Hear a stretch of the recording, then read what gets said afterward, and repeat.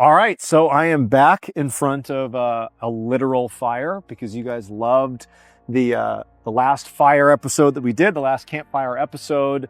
And on today's campfire episode, I have a great ghost story. Not only is the story itself super creepy, but I'm telling you, the plot twist at the very end, worth sticking around for. You gotta listen. It's a great story. I know you're gonna love it. But before we get into today's story, if you're a fan of the strange, dark, and mysterious delivered in story format, and you've come to the right fire pit, because that's all we do. And we upload 2, 3, even 4 times every week.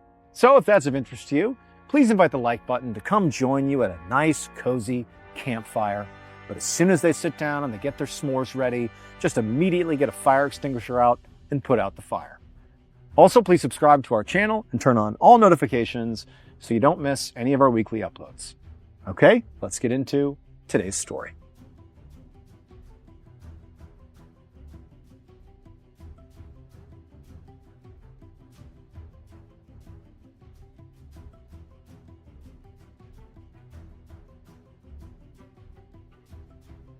One afternoon in the winter of 2015, a 57-year-old woman named Patricia Dare was sleeping on her couch inside of her home in France when the sound of her phone dinging woke her up.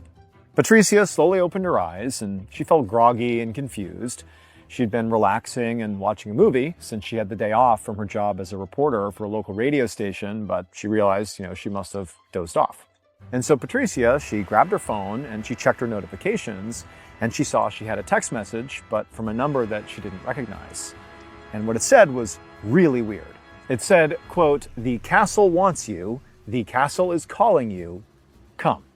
And for a second, Patricia just had no idea what this meant. Couldn't make sense of what this even said. But then she realized there was actually text messages that she had received earlier from this number, and she realized who it was. So the person texting Patricia this strange message was this middle-aged woman named Béranger. About 8 months earlier, Béranger had approached Patricia while she was out in public and told her that she desperately needed Patricia's help. Because, Béranger said, she worked in a castle, and that castle was haunted.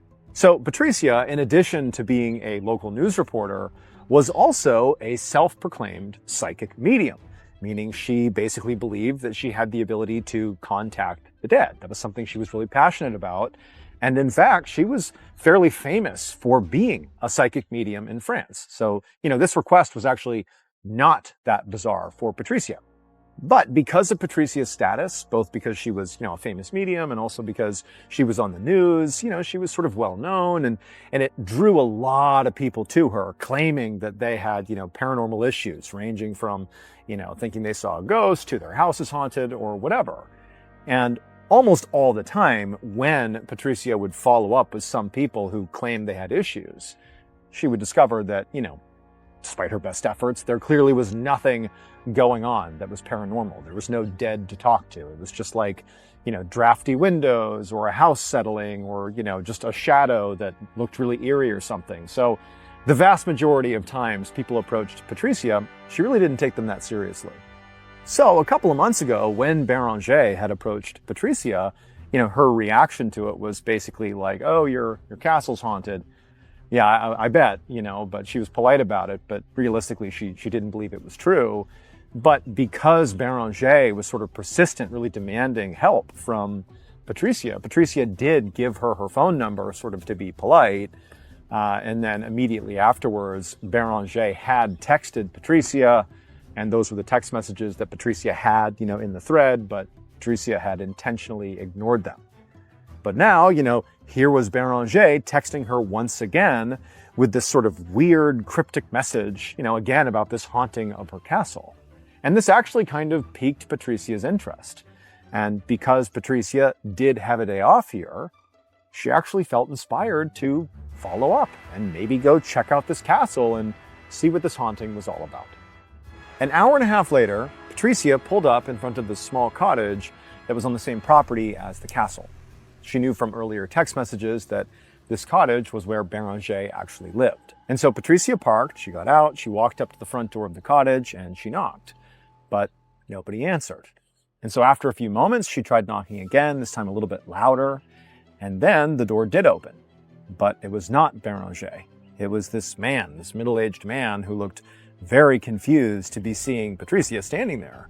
And just from the look on his face, Patricia immediately launched into this, explanation of why she was here. Oh, is Béranger here? I was speaking to her via text message. And the man still, he's looking at her like, what are you doing here? What's going on?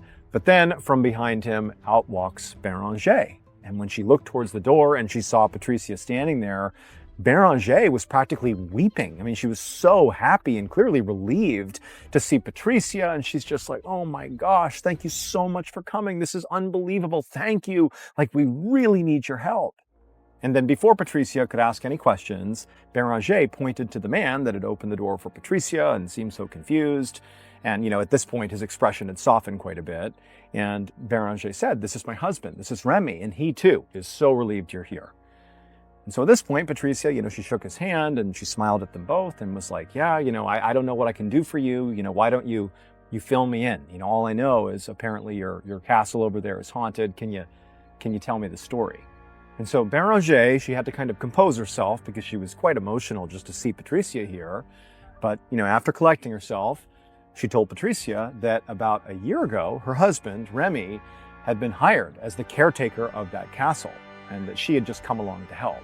And she said, at first, both of them had been really excited for this opportunity because it came with free housing in this cottage. However, Béranger said that they had only been working here for a couple of weeks when really weird stuff started to happen. Béranger said that she'd be in the castle doing, daily chores, and she would know that she's the only one in the castle. Yet she would suddenly hear what were obvious footsteps of people walking and running around on the upper floors of the castle. And at this point, Remy chimed in and he said, yeah, me too. Like, I've heard those footsteps in the castle when I know it's totally empty. But even stranger than that is Remy said he'd be in the castle and he would hear voices. And not just, people whispering or something like you see in the movies.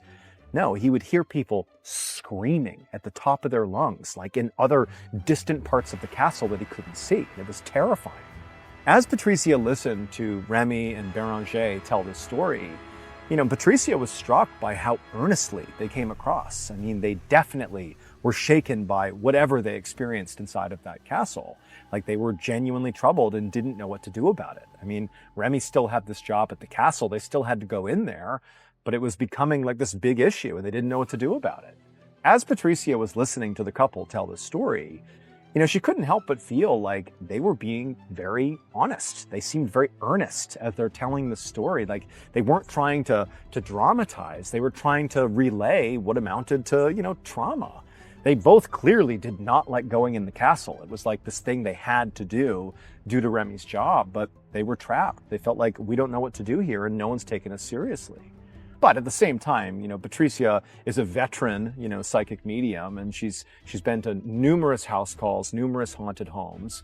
And, many times, the screams people think they hear in their home are like, the sound of wind coming in through an open window, and the footsteps are like, a pet somewhere in the house. So there could easily be, a reasonable justification here. But it seemed apparent that there was enough here that it certainly warranted Patricia actually going to the castle and having a look around. And so she said, okay, let's go over. Let's go see the castle. A few minutes later, Patricia followed Béranger and Remy along this wooded path from the cottage over to the castle. Even from pretty far away, the castle was huge and very intimidating. There were two very tall round towers on either end, and in the middle was a slightly shorter section that was decorated with a bunch of turrets. The castle only had two windows that were visible from the front where they were approaching.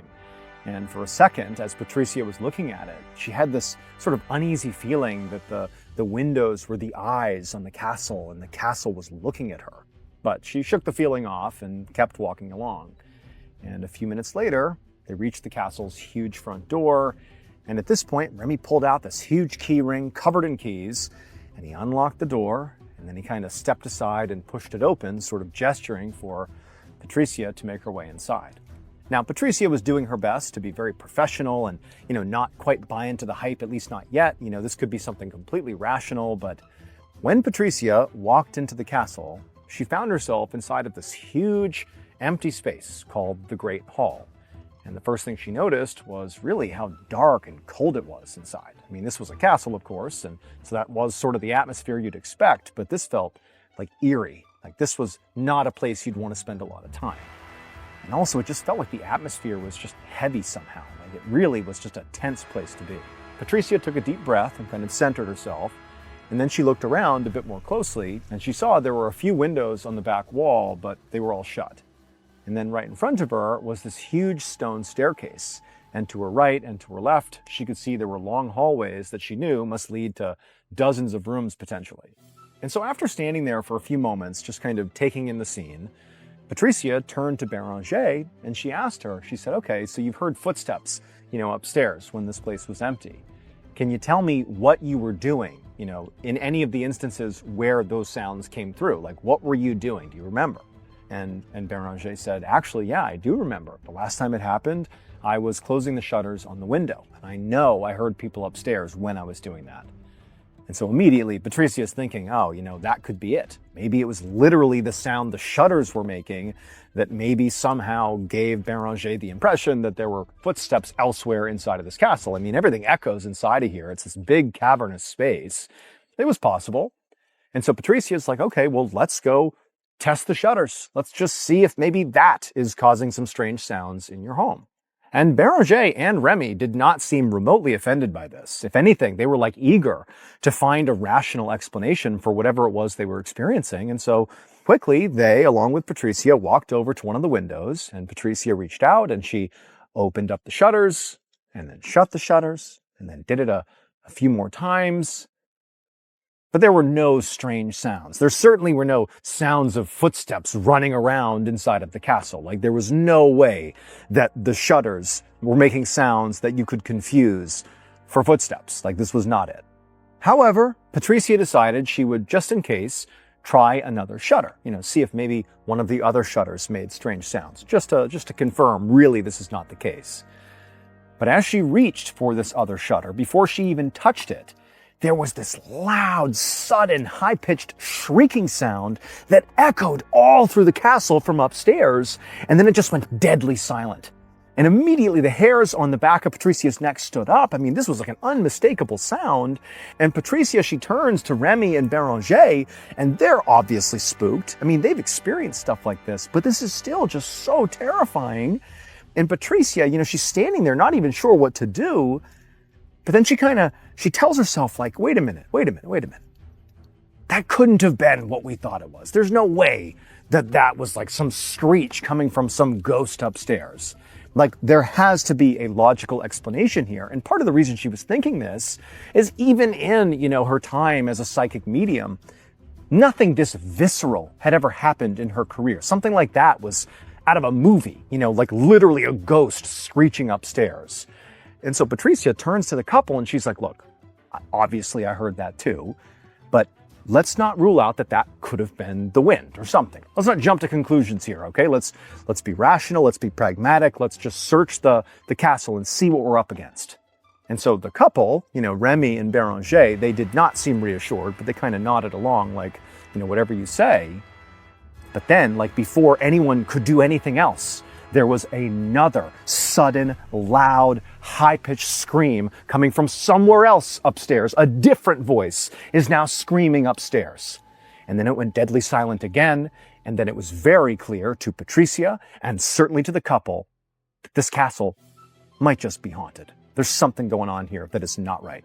However, as Patricia is standing there kind of trying to get her bearings of what she should even suggest they do, because suddenly she is the expert in charge of the response here, before she could even think, she had this very powerful feeling come over her that she would sort of describe as a pull. It was a magnet was pulling her in the direction of these screams. She felt like she needed to go upstairs to the second floor to wherever those screams came from. She had to. And it wasn't even clear if this was her channeling her psychic medium powers. It was the castle was pulling her deeper and deeper inside of the structure. And so without even telling Remy and Béranger what she was doing, Patricia just kind of silently turned and began walking almost against her will towards that stone staircase that went up to the upper levels. And now at this point, the castle is deadly silent. All you can hear is the sound of their footsteps as they're making their way over towards the staircase. And, Remy and Béranger, they're so frightened. They're just, tucked up right behind Patricia, following her along, not even sure what they should be doing. And so upstairs they went, and Patricia, again, she's got like this intense feeling that she has to go upstairs. She can't even control it. And so up the stairs she goes. No one's talking. All they hear is the sound of the footsteps on the staircase. And up they go, all the way up to the 3rd floor, which is, where these screams were likely coming from. And at that point, Patricia, almost on instinct, turned left and began walking down this long hallway with all these doors that were shut along the way. And again, the castle is just deadly quiet. All you can hear are their footsteps. And down the hallway they go, all the way to a dead end where there is a single room that is shut at the very end of the hallway. And at this point, Patricia, almost like without even thinking, she turns and kind of almost aggressively says to Remy, "Get your keys out and open this door." Like, she didn't even know why she was being aggressive. It was like just coming through her. But Béranger at this point, she chimes in and says, the owner of the castle, they told us this is the one room we're not allowed to go in. We've never been inside of here. We can't go in here. Patricia, she just looks at Béranger and says, "I don't care. We have to go in. Open the door. I'm going in. I have to go in this room." And so at this point, Béranger, she looks at her husband, and Remy kind of shrugged. I mean, they didn't even know what they're supposed to do at this point, but they figured, all right, she's the expert. Let's let her go in. And so Remy, he pulled out his big set of keys and he fumbled through them all. And Patricia, she's rearing to go in this room. She can't even understand why she feels this way. And Remy, he reaches over, he turns the lock, he pushes the door open, and Patricia walks inside. Now, as soon as this door opened up, Remy and Béranger got a look inside of this room. And it was unremarkable. It was like a vacant room. There was nothing inside of it. Like, there was no clear reason why this room was off limits per the owner. But as they watched Patricia walk to the middle of the room, sort of slowly and methodically, and come to a stop right in the middle with her back to them, they could have sworn they heard whispers suddenly picking up inside of this room, even though there's nobody else in there but Patricia. And then Patricia, who by this point was sort of, freaking out Béranger and Remy, she was acting just very different than when she had first arrived. She just stood there in this sort of bizarre way, just like rigid, staring towards the back of this room as these whispers are kind of going on in this dark room. And then from the threshold, Béranger and Remy watched as Patricia, who has not turned around yet or anything, she just began to twitch, like her shoulders were moving around funny and her neck was snapping in a strange direction. And then she began letting out this just awful croaking sound, this constant, like, single-tone croaking sound.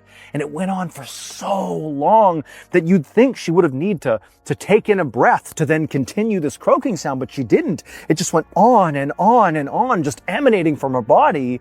And, Remy and Béranger, they're terrified at this point for a host of reasons, but really it's now Patricia that's scaring them the most. And Patricia, as she's twitching and croaking, she suddenly stops and whips around and looks at the couple. And her mouth is open, like her jaw is slack, and this croaking sound is still coming out of her.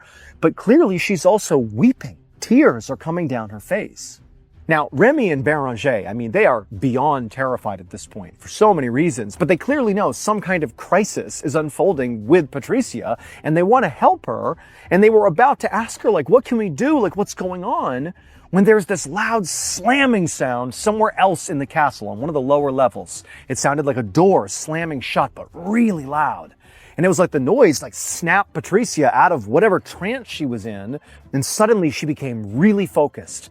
And then instead of communicating with the couple, she just bolted right past them, sprinted down the hallway, and ran down the stairs, like she was chasing after the sound that had just been made somewhere downstairs. And so Remy and Béranger, they're like, what else can we do but follow her?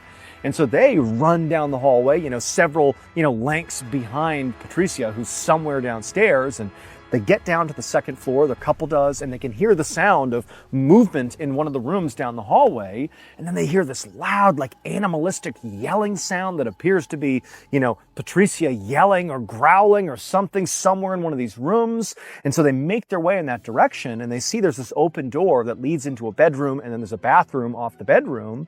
They go in and they look in that bathroom, And there's Patricia, and her back is to them, and she's on her knees, and she's visibly weeping, and she's looking up at something in the room. She was kind of at an angle where they could see her face, and her face is contorted just in horror, and she's seeing something in the bathroom that is just completely terrifying her, but there's nothing in the bathroom. And so Remy and Béranger, they walk in there and they grab Patricia, who did not want to leave, but they drag her out of the bathroom, they stand her up, and they literally forcibly remove her from the castle.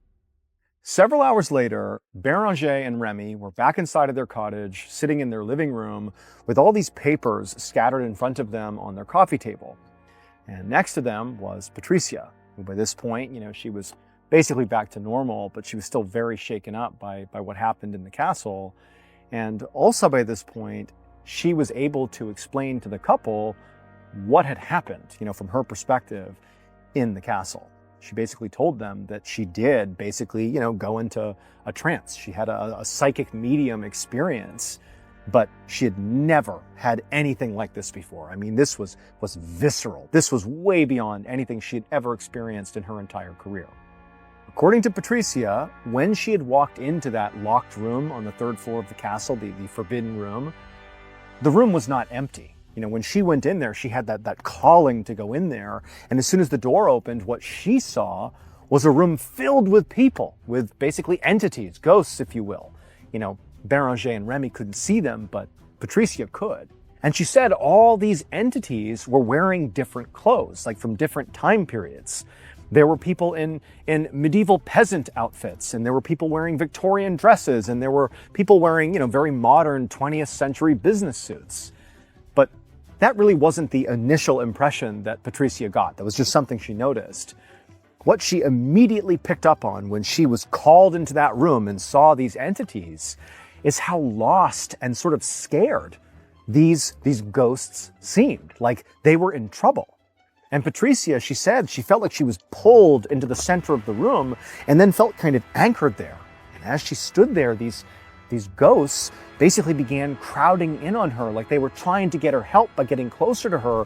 But she felt like overcome with this almost claustrophobic feeling of being suffocated by their sadness, not even by their physical presence. It was like their loneliness and desperation was like washing over her. And it was so awful. It made her weep. And then eventually, Patricia said she was able to kind of force her body to whip around and look at least in the direction of the exit, because she wanted to leave at this point. And it was at that point that, she's making this groaning sound, which she didn't even recall. And she hears this loud slamming sound, which was the door slamming downstairs. And that kind of spooked the entities away from her, and she was able to bolt from the room. And Patricia said when she got out into the hallway and basically began maneuvering in the direction of the slammed door, because again, she had this intense sense of being pulled in the direction of this noise, she said it felt very different than when she had been pulled up to the third floor. She said now, in retrospect, when she had been pulled up there, what she was being pulled by didn't seem malevolent. It seemed, neutral or maybe even positive. But as soon as she was going in the direction of this slammed door down on the second floor, she said it felt totally different. There was obviously like a dark presence, like something bad was pulling her towards them. But still, almost against her will, she ran down the hallway, she went down the stairs, and she made her way into that bedroom, with Béranger and Remy following closely behind. And Patricia said she eventually turned and went into this bathroom in this bedroom. And when she went in there, she saw something that was so terrifying, she just fell to her knees and began to scream. That was that like animalistic wailing sound that the couple heard. What she saw was this enormous, tall, just like dark figure. It was a ghost of this tall man of sorts with like these deep scars all over his face. And he was wearing this rusted chainmail armor, like he was from a different time. And he just seemed evil, like a dark, dark presence. And she knew that was the feeling she was getting. It was coming from this ghost. And it was only because Remy and Béranger came in and basically pulled her away that she thinks she even survived. Like she was being pulled to her death. Like that's the way it felt. But again, fortunately, she's pulled out of the castle. They go back to the cottage. Patricia, had her chance to calm down. And now the three of them were trying to basically decipher what just happened. Like what can we take from this unbelievable story that Patricia has told us and what they witnessed. And what they quickly settled on was, we have a lot that we can begin to explore here, but let's focus on that evil entity, that tall man in the rusted chainmail armor. Who was that? And what did he want? So she and Remy, in the hours since they had escaped the castle, had gathered up a bunch of their historical documents about the castle and laid them out on the coffee table, and they had begun going through them to try to learn about this guy. And at some point, as they were looking through all these documents, there was one particular section that, for whatever reason, just drew, Patricia's attention. She just thought, I want to look at that.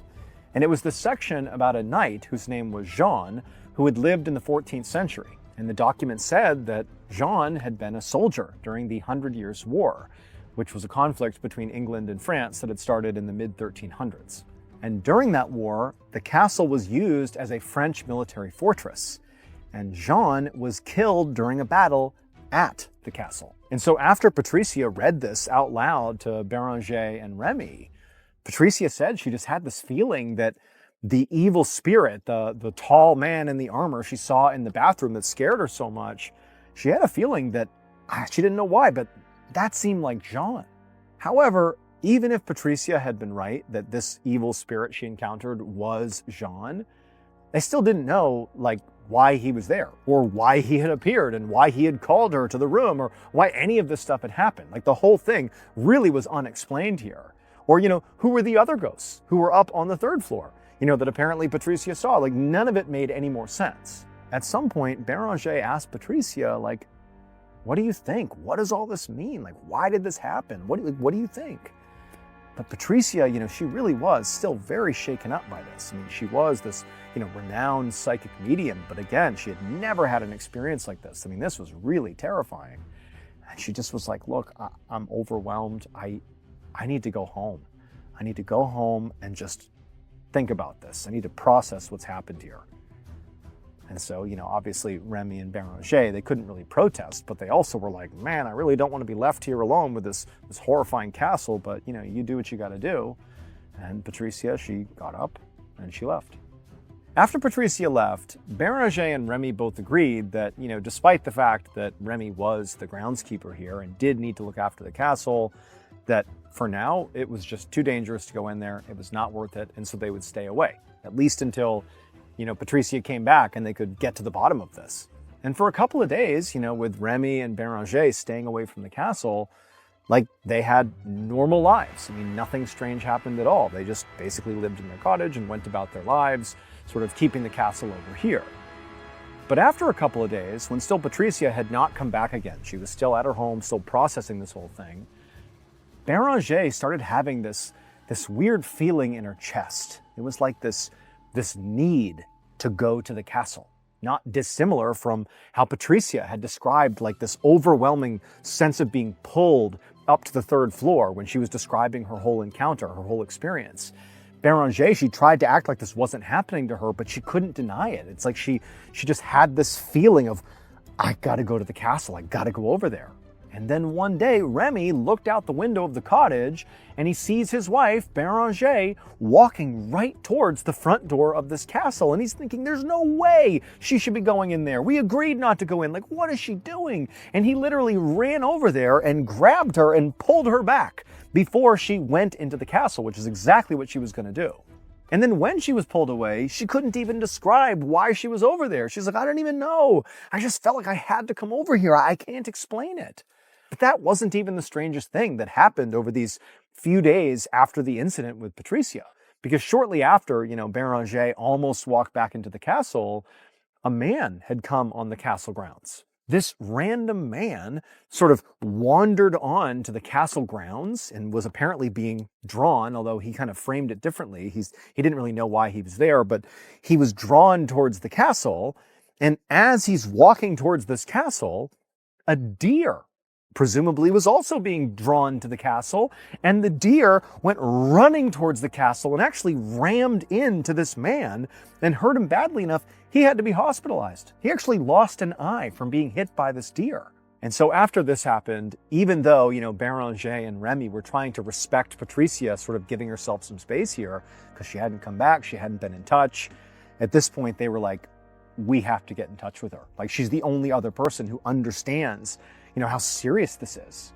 And so Béranger called Patricia, and she said, like, whatever's going on in the castle, whatever dark energy is existing in there, it's getting stronger. Now, at first, Patricia was not inclined to come back. I mean, there was a reason she had not been in touch with them since she had left. She had basically decided, like, I don't want this in my life. This is terrifying. I don't know what happened, but I don't want this in my life. But she could just tell that, Béranger and Remy, I mean, they were at their wits' end here, and they didn't know what to do. They were lost, and they were turning to Patricia more like a friend, like, hey, please come back here and support us and help us get through this. And so Patricia did agree to go back. And so sure enough, the following evening, Béranger, Remy, and Patricia were back inside the castle in the second floor bathroom where Patricia had been found at the end of that horrible experience, looking up at what she believes now was Jean's ghost, this terrifying entity. And so they're in this bathroom, and Patricia had come in here in order to basically attempt an exorcism. And so she's standing in this bathroom, and sort of behind her is Béranger and Remy, and they're kind of holding each other, and Béranger is so scared she's shaking, and they're watching as Patricia, despite her own fears, she was very calm, and she was standing there with her eyes shut, and she was sort of trying to channel Jean's energy, because she didn't have that feeling being pulled, in any direction inside the castle. She was sort of choosing to channel whatever spirit was inside of this bathroom. And then at some point, Patricia appeared to sort of connect with something in the room, something that, Béranger and Remy couldn't see. The room appeared to be empty to them, but it was obvious that Patricia had sort of picked up on something. And then kind of out of nowhere, she said in this very stern, very loud voice, "Jean, show yourself." And then Béranger and Remy, they're staring at Patricia, because again, there's nothing else they can see in this room. And Patricia, she opens her eyes, and she kind of looks around the room, and then she focuses on something on the other side of the bathroom. Like, she can clearly see something, like she's seeing another entity or something. Béranger and Remy are looking, and there's nothing they can see. And then Patricia, again, still very focused, eyes locked on whatever it is in the room, she says again in that stern, loud voice, "It's over. You have to move on." Like, she's instructing, this entity, presumably Jean's entity, that he needs to go. He needs to move on. And for a second, it's just silent in the bathroom as Béranger and Remy kind of wait to see what's going to happen. Like, is Patricia going to go into another trance here? Like, what's going to happen? But Patricia, she seemed very calm, very forceful, and she's staring still towards the back of the bathroom. Nothing happens. It's silent. And then Patricia again says, "It's over. You have to move on." And this time, after the second time that, Patricia is given this command, Béranger and Remy, they heard the sound of banging on a door upstairs on the third floor, basically right above them. And then they hear the sound of shuffling footsteps all over the place, and then the sounds of mournful crying, and there's more banging, and, and Béranger and Remy, I mean, they're holding each other, they're so scared. Patricia's unmoved. She's just standing there, anchored in the room, and all this commotion's happening upstairs. And then suddenly they hear the distinct sound of a door flying open, and then all these footsteps rushing down the hallway, mixed in with the sound of crying. But it was not crying like sad. It was blissful crying. It was tears of joy as whoever was up there was charging down the hallway, down the steps, and out of the castle. At this point, it was like a calm fell over the whole castle. And Patricia, she turned away from, whatever else was inside of the bathroom, and she looked at Remy and Béranger, and she smiled, and she said, "It's over. It's okay. Everything's okay now." Patricia would tell them that she was able to actually channel the ghost that had been in the bathroom, that evil entity. And she said it was Jean. It was his ghost. And that he had been haunting their castle because he didn't know he was dead. He was stuck in a sort of purgatory where he believed he was still fighting the 100 Years' War. And so every time somebody died inside of this castle over the many, many years that he had been here, he would take their spirit prisoner up in that room on the third floor. Those were prisoners. But Patricia, during this exorcism, had said to him, "It's over. Like, the war is over. It's time to move on." And he understood that she was saying, the war is over. And at that point, Jean is the one who freed the prisoners on the 3rd floor. That was the sound of all the prisoners being released. They were all so happy and they fled the castle. And then at that point, Jean himself, his spirit, was finally able to rest.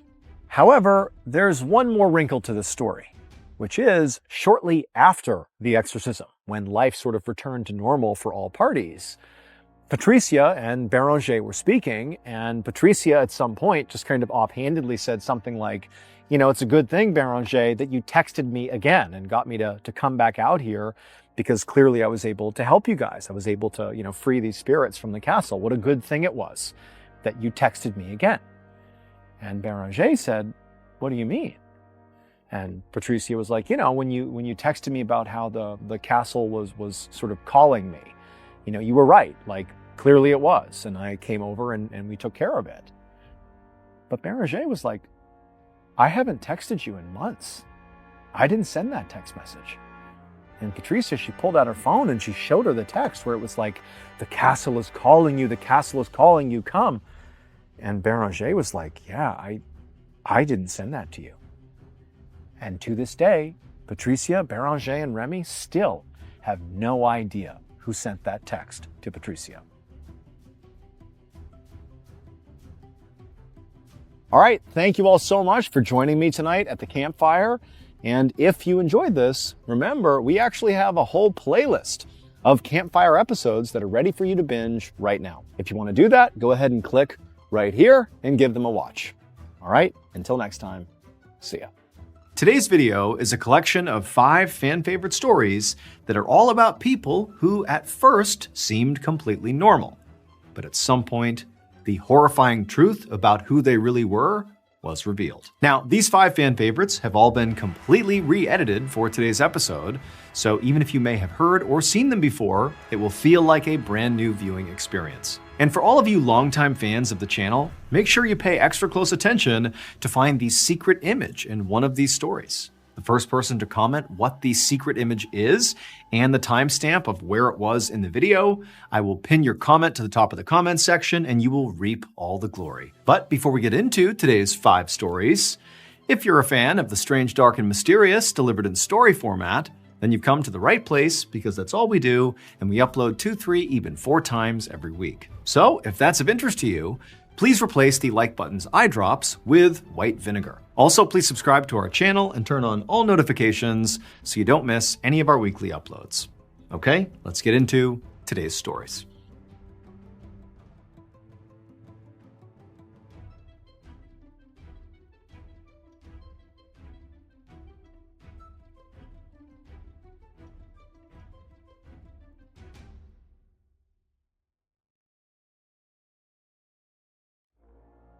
In March of 2015, 68-year-old Tamara Samsonova was having renovations done to her home in St. Petersburg, Russia. A friend of hers, 79-year-old Valentina Ulanova, had heard about Tamara's renovations, and she approached her and said, "Do you want to stay with me while that's getting done?" Tamara was very thankful, immediately said yes, and as soon as she moved in, she immediately started picking up the slack by cleaning up the house and doing the dishes, and made sure she always cooked food for her friend because she wasn't able to pay rent. After a couple of weeks, the renovations on Tamara's home were complete, but Tamara didn't want to leave. She was really enjoying living with Valentina, and so she asked Valentina would it be okay if she stayed a little bit longer. Valentina was a little bit reluctant, but did ultimately say, okay, that's fine. A couple of months go by, and Tamara is showing no sign that she plans on leaving Valentina's home anytime soon, and Valentina is getting increasingly frustrated with that reality. Finally, in late July 2015, Valentina confronts Tamara and says, "You gotta go." And Tamara just says, "No, I'm not leaving." This causes a huge fight, but at the end of it, Tamara still doesn't leave. So for a couple of days, the women just do not speak to each other. The silence is finally broken on July 23rd when the women get into a fight about some empty cups in the sink that one of them was supposed to clean, but they didn't, and they fought about whose responsibility it was to do the dishes. And then of course, the whole subject comes up again of Valentina saying, "You shouldn't even be here, you need to leave." And Tamara's like, "No, I'm not gonna leave." And so another big blowout fight happens. But at the end of this fight, Tamara finally concedes and says, "Okay, I get it. I need to leave, just give me a couple of days and I'll be out of your hair. Immediately, the tension is gone in the room, they're no longer fighting, and Valentina is happy that she's finally gonna get her apartment back. And Tamara says, look, I'll make us dinner tonight. I'll go out and get some food. Tamara leaves the apartment and goes to a pharmacy and gets a whole bunch of sleeping pills. And then she gets the ingredients to a particular salad that she knows Valentina really likes. She goes back, she starts making dinner. And as she's making this salad, she crushes up the sleeping pills and mixes the powder with the salad dressing and gives that to Valentina. And Valentina, who's very hungry, eats the whole salad and doesn't notice anything is wrong. As soon as Tamara was sure Valentina had eaten the entire salad, Tamara just goes up to her room and goes to bed. A couple hours later, at about 2 in the morning, she goes back down to the kitchen and she sees Valentina is passed out on the ground. Tamara goes up to her and sees that she's still breathing, which was a disappointment because she wanted her to die from taking all these sleeping pills. But it doesn't matter. She takes out her hacksaw that she had borrowed from the neighbor earlier in the day and proceeds to butcher Valentina. And she makes special care as she's cutting her into pieces to remove her lungs and not damage them, because Tamara had a taste for human lungs. It was actually her favorite food. She took Valentina's head and she put it into a big pot of water and began boiling that to eat it. The rest of her was cut up into as small of pieces as she could get them and then wrapped in a shower curtain and placed in various bags. As Valentina's head and lungs are being cooked on the stovetop, Tamara begins making dozens of trips from the apartment down the stairs, out the front door, all the way down to the lake that was near their property, where she would dispose of the body parts before coming back and getting more. Valentina's hips and legs were apparently too heavy to haul all the way down to the lake, so she took them to a nearby forest. Tamara's final trip sees her carrying a big silver pot, inside of which is Valentina's head, or at least whatever is left of it after Tamara was done eating most of it. 4 days later, on July 27th, a young couple that was living in the same apartment complex as Tamara and Valentina were out for a walk with their dog out near that lake. And as they're walking, their dog takes off running and stops in front of this huge bag that it's sniffing and pawing and trying to open. And the owners of the dog try to call it back, but they can't get it to get away from this bag. And so the owners walk over and they kind of poke the bag. They can see it's pretty heavy, and they open it up and they find a human torso, and it's Valentina's. When the police show up, the first thing they do is they go to Valentina's apartment, and they're surprised to find Tamara living there. And they're kind of sensitive with her, and they say, your friend, your relative, was just found deceased and we need to look around the apartment. Tamara was completely indifferent. She did not care. They had just discovered her body and she didn't care that they were searching the apartment.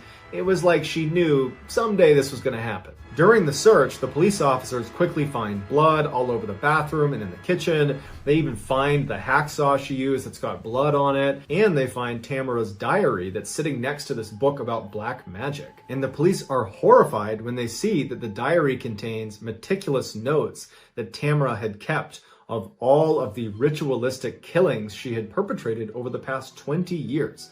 And there was 14 of them. And almost all of them were motivated by Tamara's desire to cast spells that she apparently was reading about in these black magic books she had. And virtually all of these spells required human flesh or other human components. And so she would kill these people, she would use their bodies to cast these spells, and then afterwards she would consume them. Not because that had anything to do with the spell, but because she liked the way people tasted, in particular human lungs. The police arrest Tamara, who doesn't put up a fight, and she says, yep, you got the right person, I did all this. While Tamara was on trial, she seemed like she was in a great mood. She told the judge, I hope you give me a really severe punishment. I expect to die in prison. She was seen blowing kisses to reporters. It was like she was just totally out of touch. Or maybe she literally knew this was going to happen and just didn't care anymore. Tamara, who would be nicknamed the Granny Ripper by newspapers over the course of this trial, was given a life sentence, and to this day, she is still sitting in jail. Here is the surveillance footage of Tamara disposing of Valentina's body, as well as some shots of Tamara during her trial.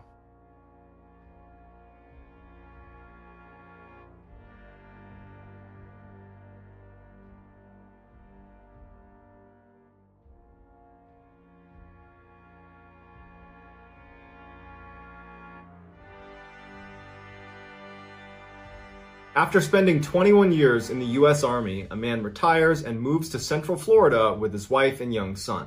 Although his family had plenty of money because he had a pension coming in and his wife still worked full-time, he just got bored really quickly after moving to Central Florida and decided he would just take a job doing something just to stay occupied. And so he ended up taking a job at a highway gas station. One of the primary reasons he chose this particular job is because the owners of the gas station didn't care if his son came along to help him stock shelves and hang out behind the cash register. And so for years, that's just how it went. The man would work at the gas station and his son would tag along. Even after his son became a teenager and you'd think might be wanting to do other things, well, the town was so small, there was almost nothing to do.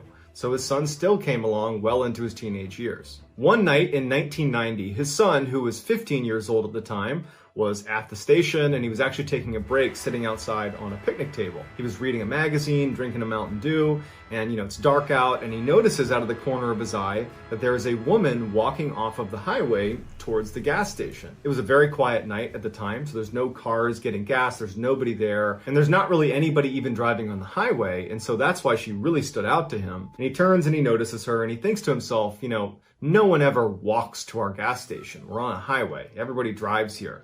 So she must have broken down and she must be coming here to try to use our phone to call a tow truck or something like that. So the woman is walking across the lot, coming closer and closer to the gas station, and the boy at this point has turned his attention back to his magazine, but he would say later that he kept looking up and keeping an eye on her because there was something off about her. The woman ultimately walks right behind him and goes in the door into the gas station. Doesn't acknowledge the boy, doesn't say hi to him, just walks straight inside, and she starts walking up and down the aisles of the gas station. Now, from where the boy was sitting, it's all glass, so he could clearly look in and see his father behind the counter, and he could see the head of this woman as she walked in and around all these aisles. And as soon as the woman was in the store, kind of pacing around the aisles, the boy put his magazine down and was just watching.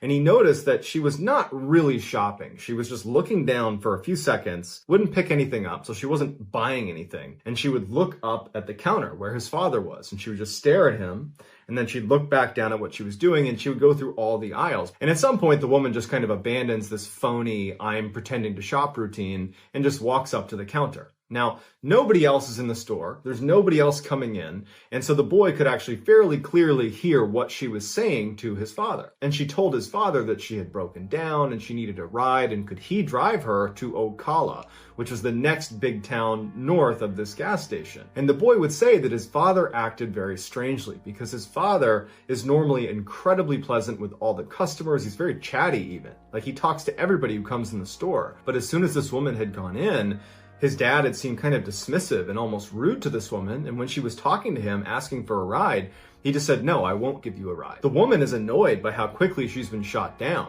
but instead of just taking no for an answer, she turns and looks at the boy who's sitting out on the bench, who's looking right at her, and she points at the boy, and she says, what about him? Is he your son? Can he give me a ride? The boy notices that his father, who's not within her eyesight, is looking at his son going, no.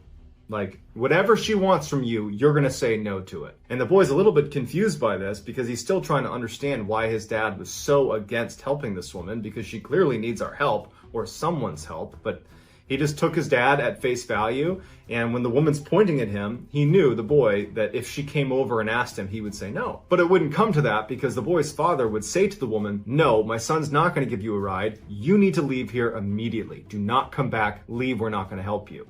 She's furious. She's cussing him out. She storms out and slams the door. She starts cussing at the boy and she walks off. The whole time she's turning around and flipping them off and screaming profanities at them. But she ultimately walks off and the dad kind of followed her out and is standing next to his son as she walks off.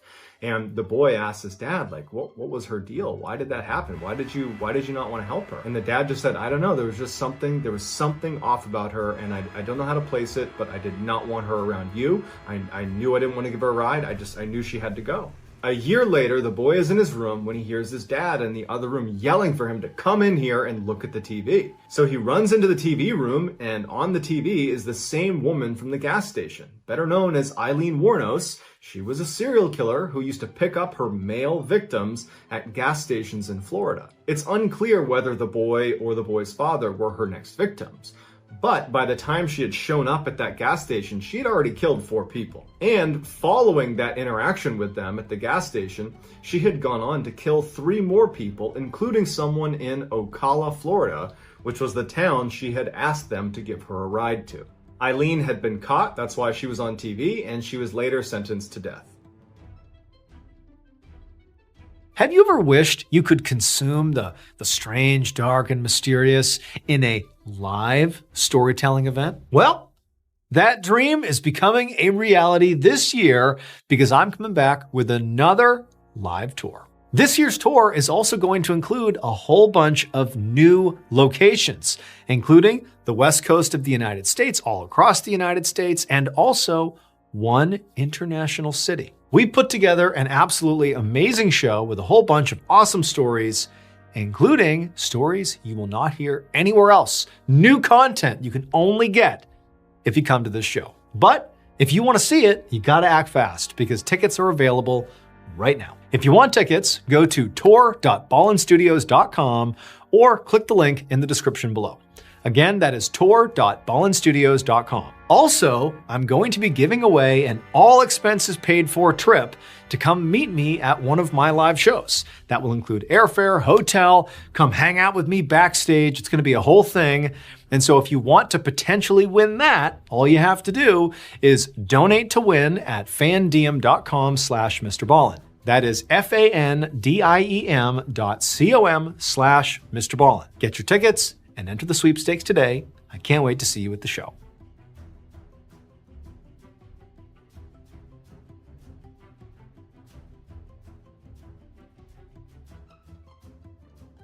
In the early evening of May 7th, 2008, a 65-year-old woman named Zivana Temolkoska walked around her kitchen inside of her apartment in the little southeastern European city of Kisevo.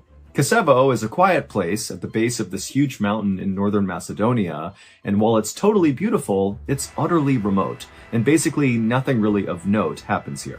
Zivana cleaned houses for a living, but on this particular day, she was on a day off, and so she was just kind of hanging out at her apartment, waiting for her adult son, named Zoran, to come home.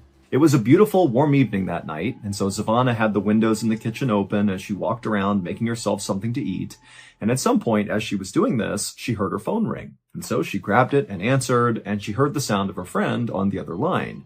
But her friend's voice sounded strange. It was strained and very uncomfortable, and she was asking Zivana if she was paying attention to the news right now. Did she have the radio on or the TV? And Zivana was like, no, why?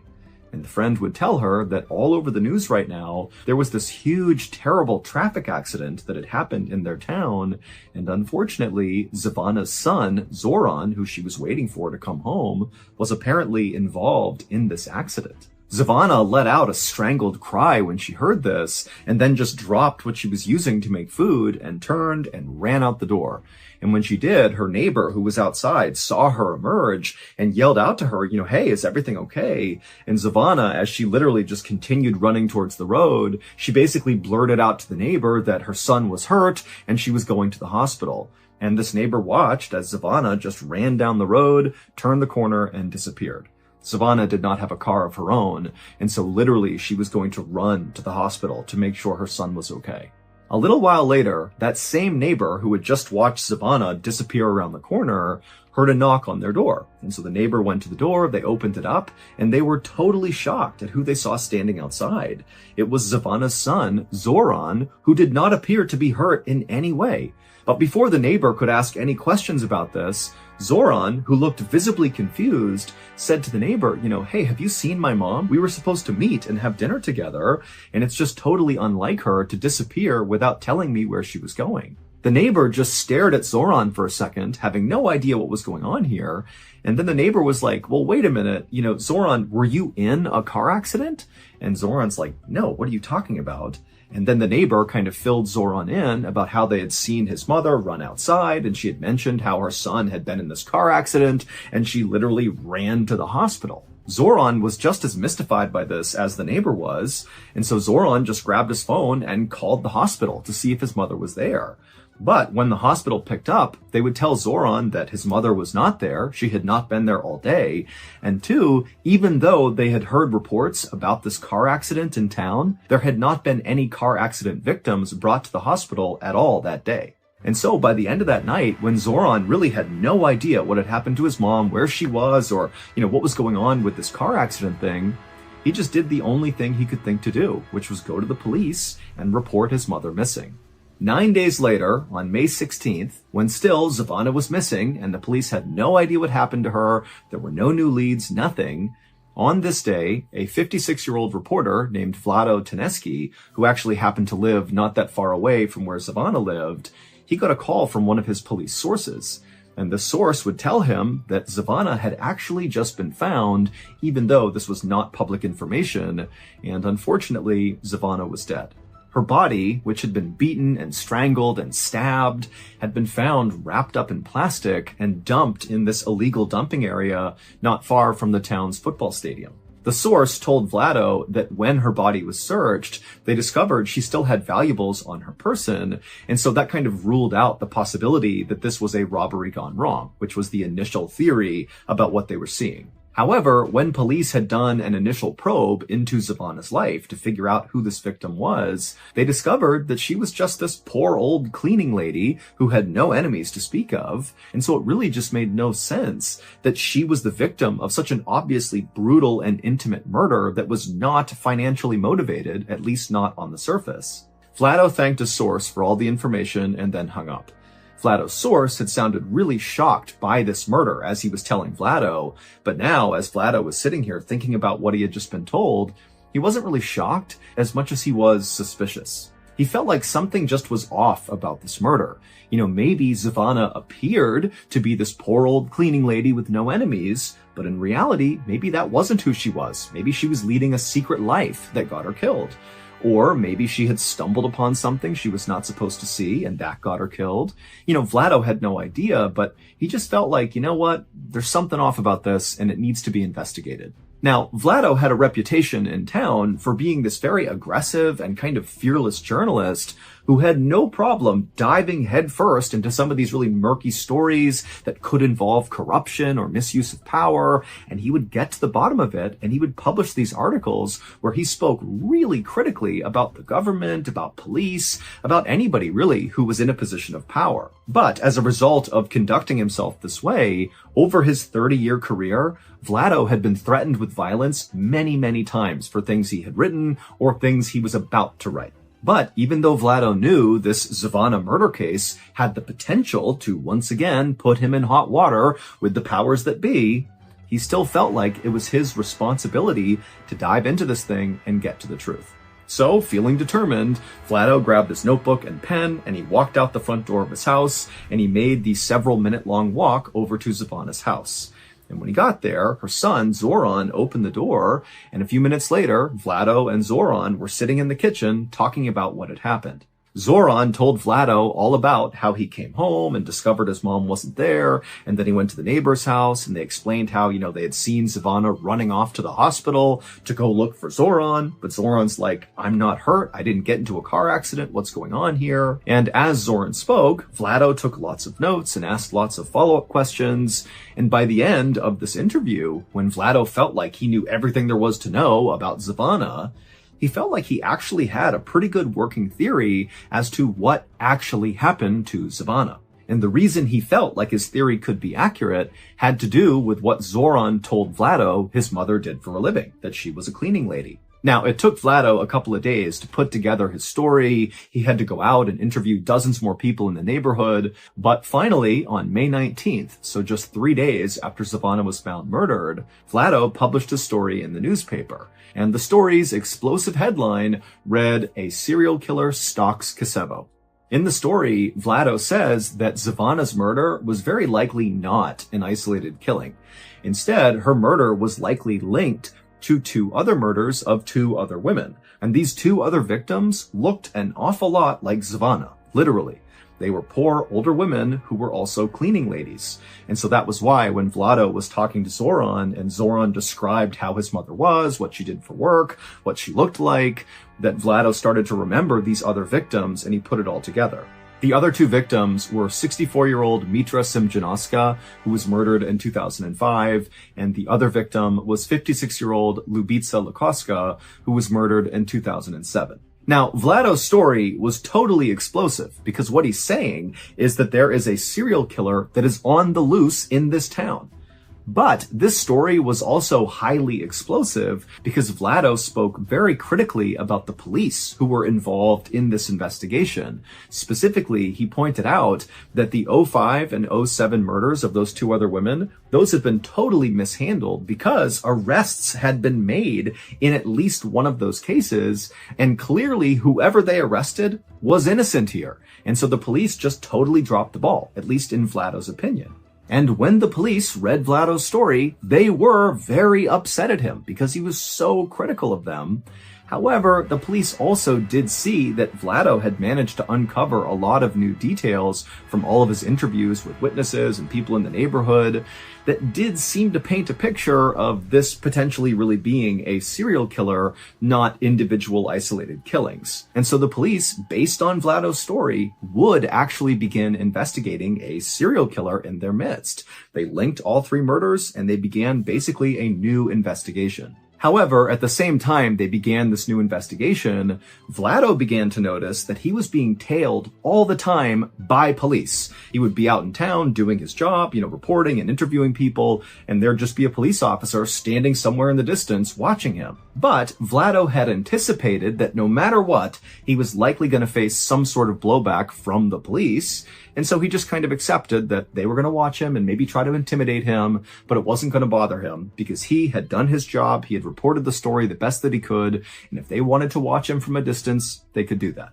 By early June, so about 2 weeks after Zavana had been found murdered, the police, in this new serial killer investigation they were doing, had narrowed down their suspect pool, which was in the hundreds, down to just 3 people. And they felt like they were very close to making an arrest. About a month later, on June 20th, so by this point Vlado is still being trailed by police all the time, but the police have not come out publicly and said anything about the serial killer case. They're just continuing their investigation. But on this day, June 20th, Vlado's editor at the newspaper got a call from a police officer telling the editor they were about to make an arrest in the serial killer case. And as soon as their conversation ended, the editor called Vlado to tell him the news. But when he called Vlado, Vlado didn't pick up, which was very unusual. Vlado always answered his calls. And the editor was also thinking to himself how strange it was that this officer had contacted him and not Vlado. Like, why aren't you going to the guy writing the stories and telling him about this new development? Why are you coming to me? The editor would continue to try calling Vlado several more times, but Vlado never answered. And so ultimately, the editor just kind of assumed that Vlado must be busy, interviewing someone, or maybe more likely, he had already learned about this imminent arrest, and he was on scene, ready to capture in real time this arrest that was about to take place. Meanwhile, on a quiet street in Kosovo, the police had surrounded this very modest 2-story home that was very overgrown out front. It was surrounded by tall fir trees, and all the windows had heavy drapes covering them up.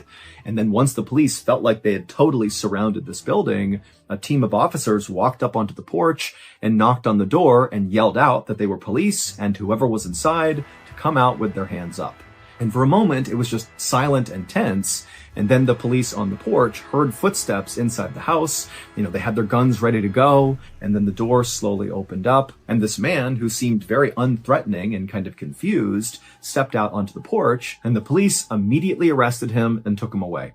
A few minutes later, back at the newspaper headquarters, Vlado's editor got another phone call. And when he answered, it was the same police officer who had called before to warn him about this upcoming arrest. Except this time, the officer was calling to say the arrest had been made, they had caught their serial killer, and then he told the editor the name of the person they arrested.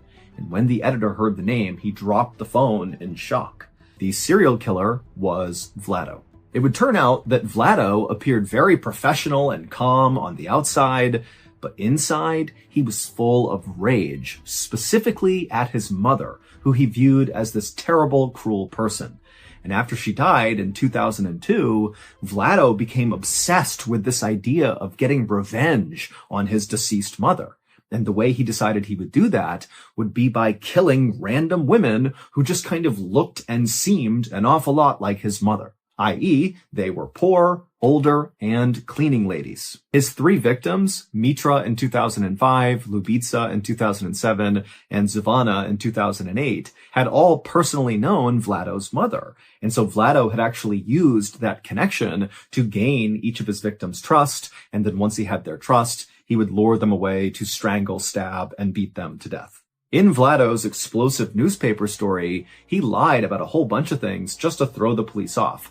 Like, for example, he made up that he spoke to a witness who claimed to have seen Zvana get into a car with 2 men right before she vanished. Vlado did not see that. That was just a total lie designed to confuse the police. Vlado had also been the one to plant that story on the radio about Zvana's son, Zoran, being in this terrible accident.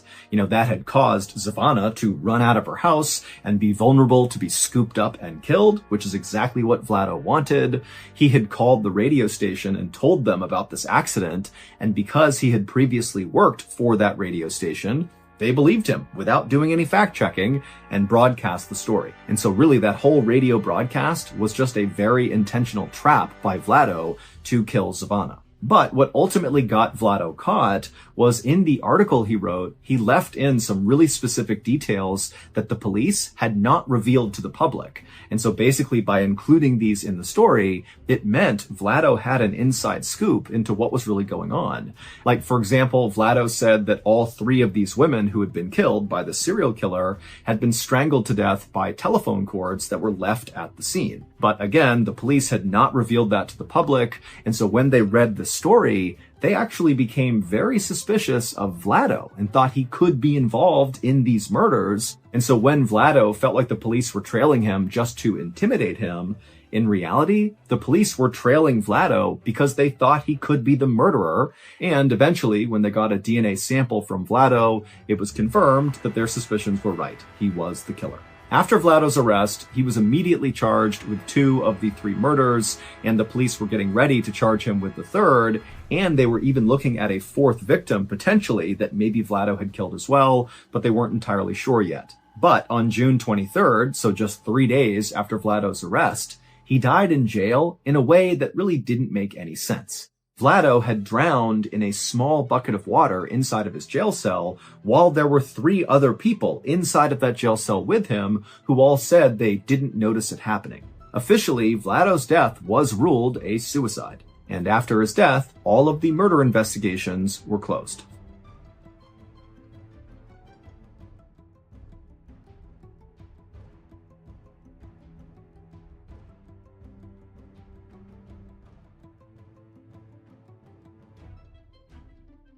On a late winter afternoon in 1985, a Canadian border security guard stood at the border between New York State and Ontario, Canada. And as he looked out at the dozens of cars lined up at his checkpoint, he felt an enormous amount of responsibility. Because for him, working at border security was not just about checking people's passports. It was also about making sure dangerous criminals from the United States did not flee their country and enter Canada. And today, there was one particular dangerous criminal from the United States that this guard was on high alert for. A 30-year-old man named Alex Mangle. A few days earlier, Alex Mangle had been stopped by a police officer near New York City. And during this traffic stop, Alex had somehow taken the police officer's gun and shot the officer in the head, killing them, and then Alex had fled, and he was still on the run. And so now law enforcement was concerned that because New York was only 6 hours from the Canadian border, that it was very possible that Alex might try to flee into Canada to escape persecution. And so US and Canadian law enforcement and border security were on the lookout for Alex Mangle. And he was this 30-year-old white man with thinning brown hair and a wispy mustache. And so all day long, that Canadian border security guard looked very closely at every person who came through his checkpoint to see if they were Alex Mangle. He would see a family on their way to visit relatives in Canada. He would see a couple on their honeymoon. He would see a man with a car full of camping supplies and a middle-aged woman traveling alone and all these different people from all walks of life, but none of them looked anything like Alex Mangle. And so by the end of his shift, after checking dozens and dozens of cars and looking at every person, he felt certain that Alex Mangle had not slipped through his checkpoint. And so he clocked out and he went home. A few days later, on March 2nd, a police officer was patrolling this parking lot right outside of a shopping mall in Ontario, Canada, which was located about an hour and a half away from the border. And during his patrol, at some point, he noticed there was this one car, a white Toyota, that had been loitering in the area for quite a while. And so he decided to drive over and see what was going on. And when he got there, he looked inside the vehicle and he saw someone sitting on the passenger seat. And he was a white man, probably in his 30s, with thinning brown hair and a wispy mustache. And this officer immediately recognized this guy as being the wanted criminal, Alex Mangle. And so the officer immediately called for backup. And then he parked his car, got out, and approached the white Toyota where this guy was sitting with his gun drawn. And as the officer approached the passenger side door, the man inside turned, noticed the officer, jumped into the driver's seat, fired up the car, and the Toyota sped out of the parking lot. And so the officer, he jumps back in his cruiser and he takes off after him. And before long, it was like the entirety of the police force in Toronto was a part of this high-speed chase to catch this guy. And eventually they funneled the car into a dead-end street, and the white Toyota crashed into a stop sign, and then the man inside with the mustache and the thinning brown hair pops out, and immediately everybody sees, yep, that's Alex Mangle. He didn't put up a fight at that point. He was taken into custody. However, despite how relieved law enforcement was to have this cop killer in custody, they realized they didn't understand something. How was it that Alex Mangle got past border security and got into Canada? Everybody was on high alert looking for him. What happened? And so police were baffled until they searched that white Toyota Alex had been driving. On the night that Alex shot and killed that police officer near New York City, he immediately fled to this wooded area and hid out overnight. And then the next day when he got up, he was walking around and he happened to pass by this commercial building. And as he was looking at it, he saw this middle-aged woman, whose name was Beverly Capone, come out of the building and make her way towards her car. And she was all alone. And so Alex walked up to her and abducted her at gunpoint, and then he drove her to this cabin out in the woods that he knew would be totally isolated, no one was there. And once they got there, he murdered her, and then once she was dead, he stole her clothes and put it on, and also cut off her face and her scalp and put those on as well. He was literally wearing her skin and hair. And he hopped in that white Toyota and he drove up to the Canadian border, and amazingly, he got through the checkpoint into Canada without anybody noticing. It would turn out that Canadian border security guard, who all day was checking for Alex Mangle, did actually see Alex Mangle. He just didn't recognize him because Alex Mangle was wearing Beverly Capone's face, hair, and clothes. And so he thought he was just a middle-aged woman traveling alone, and he let him on through. And so police would figure this whole thing out when they searched that white Toyota, because they would find lying on the floorboard was Beverly's dress, scalp, and face. Alex was deported back to the US.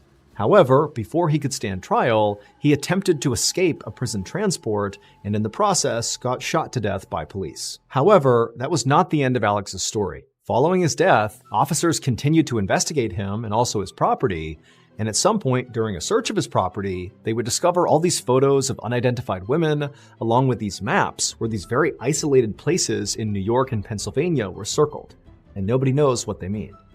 Now, police have not conclusively linked Alex to any other murders, but he does remain a suspect in several cases, and in fact, many investigators believe Alex was actually a serial killer. However, we'll probably never know how many people Alex actually killed because he took all of his secrets to the grave.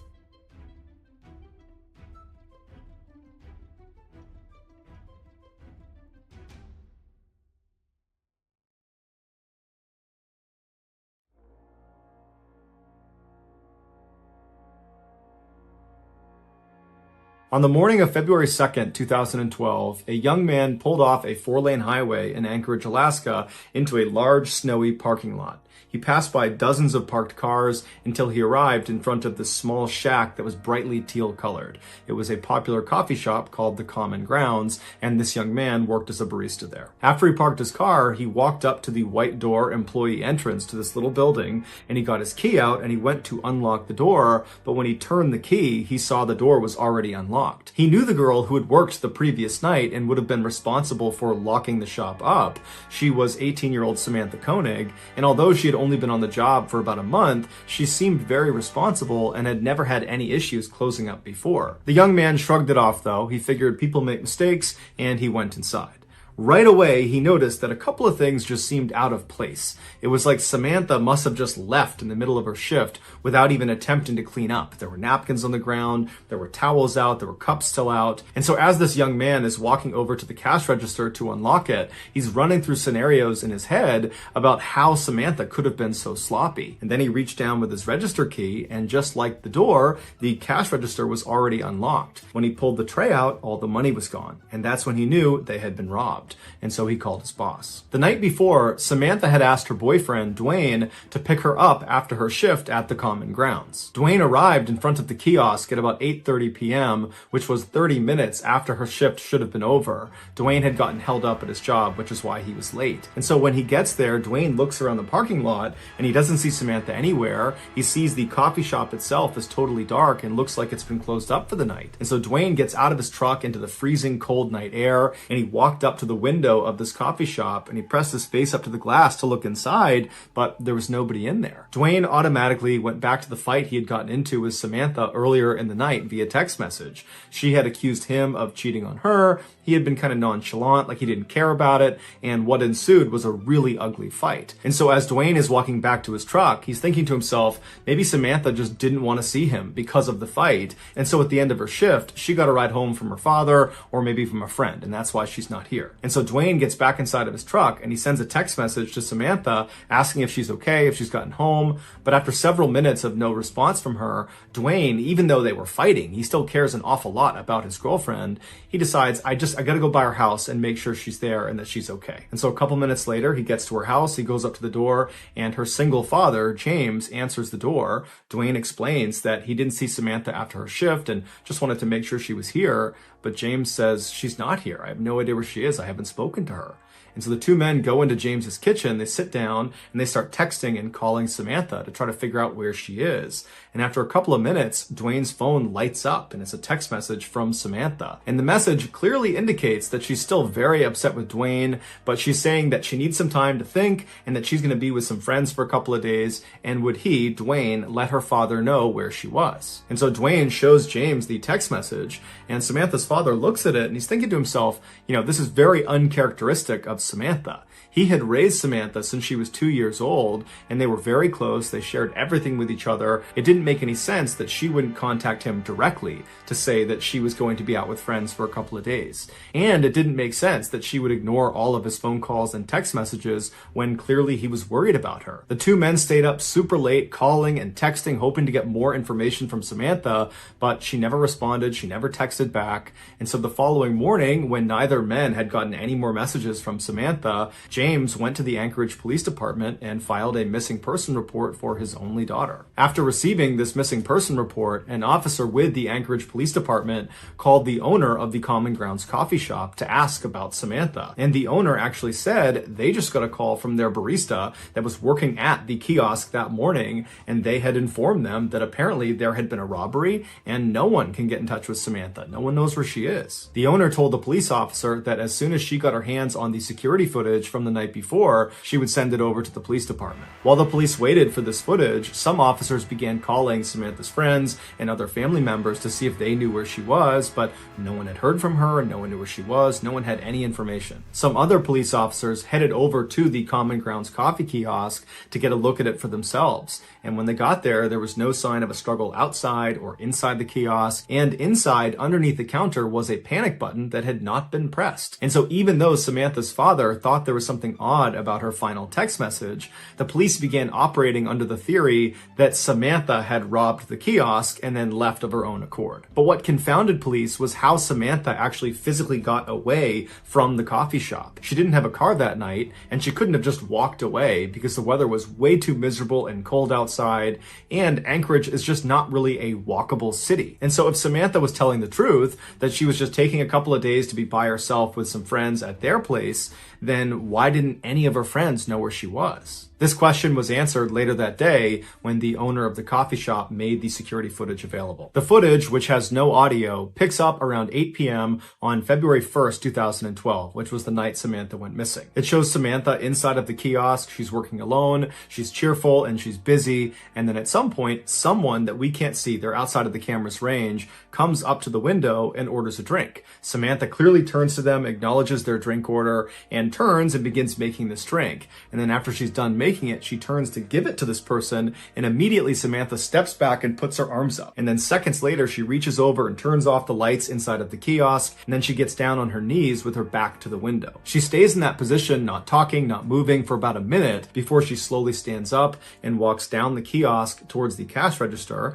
She opens it up, she scoops some money out of it, then she walks back to the window and appears to hand it to a shadowy figure on the other side of the window, and then Samantha turns, kneels again with her back to the window. 2 more minutes go by before this person outside the window leans their entire upper body inside of the coffee shop. They reach down and they appear to tie Samantha's hands. Now, because it was dark inside of the kiosk, the footage winds up being extremely grainy, and there's no way to identify who this figure is. Although it's fairly obvious that it's a male. He's wearing a big sweatshirt and he's got a hat pulled down low over his face. After this mystery man is done tying Samantha's hands, he leaps through the window and then shuts the window behind him. And then he stands Samantha up, he puts a gun into her back, and then he marches her out the employee door and then out across the lot, all the way to a white pickup truck where he puts her inside and they drive off. Over the next couple of days, the police and also the FBI, who had been called in to be a part of this investigation, they just kept hitting dead end after dead end because there was no evidence. All they had was this surveillance footage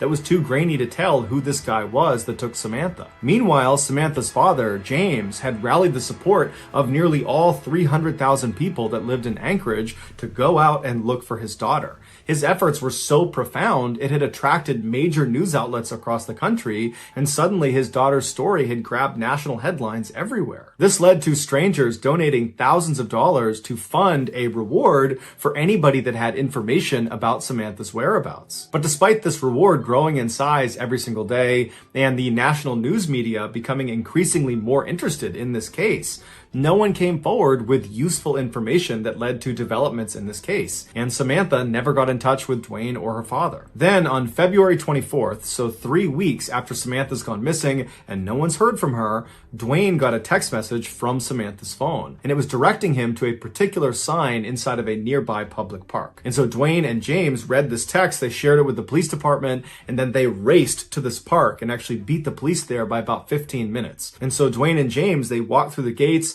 and they start walking down this main trail, and they stop in front of this sign. It was actually a bulletin board, and tacked on the bulletin board was a Ziploc bag inside of which was a typed ransom note, and on the ransom note, literally Xeroxed onto it, was a black and white photo of Samantha. And in this photo, Samantha looks kind of dazed, like she's got a blank expression, and she's not really looking at the camera, she's looking just to the side of the camera. And then in this picture, a man is holding a copy of the Anchorage Daily News newspaper that's dated February 13th, 2012. This was a proof of life photo where Samantha's captor was holding up that newspaper to indicate that Samantha was alive as of February 13th.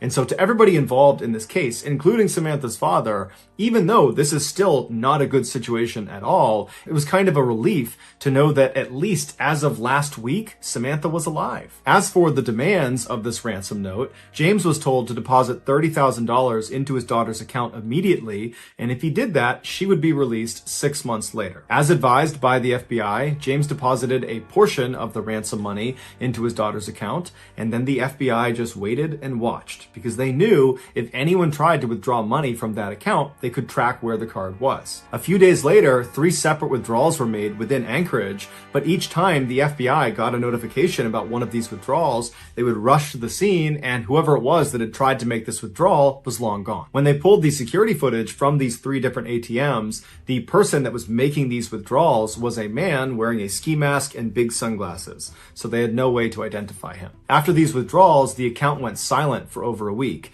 and in that time, there was no word from Samantha. Then on March 7th, more withdrawals were made, but they were in Arizona, and then New Mexico, and then in Texas. Again, authorities would rush to these ATMs, but they would get there right after the masked man with sunglasses had just left. But there was a break this time. In one of these surveillance videos from one of the Texas ATMs, they spotted the car this guy was getting into before he left. And it was a small sedan, it was a white Ford Focus, and they saw him leave going east on a Texas highway. And so authorities in Texas were told to look out for this particular car in this part of Texas. And sure enough, on March 13th, a Texas patrolman spotted the car sitting in a hotel parking lot. He waited nearby until a man in his 30s walked out of one of the hotel rooms, walked down and got inside the car. And then this patrolman just kind of followed him and looked for any reason to pull him over. And as he had his radar gun on this guy, he noticed he was going 2 miles per hour above the speed limit. And so he pulled him over. The patrolman got out. He walked up to the driver's side window. The window was already down. The man was very calm. The patrolman asked him for his license, and the guy handed him an Alaskan license. His name was Israel Keys. He was 34 years old and he lived in Anchorage.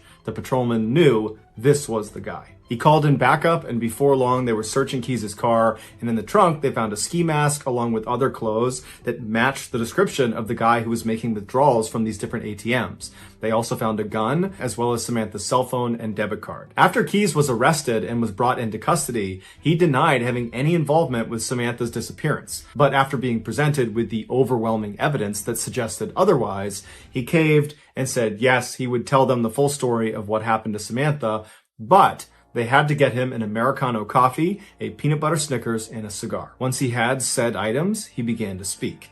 And what he said was so disturbing and so graphic, the FBI still has not released the full transcript of his confession. Here is the version of events based on what was made public. On February 1st, 2012, Keys decided he was going to rob the Common Grounds coffee kiosk. He walked up to the window expecting there to be some teenager working inside, and he was right. It was Samantha. He asked her for an Americano, and while she turned to make his drink, suddenly his plan changed. Not only was he going to steal money from inside of this coffee shop, he decided he was going to steal Samantha from this coffee shop. When she turned back with his drink and handed it to him, he discreetly pulled his gun out and aimed it at her and told her this was a robbery.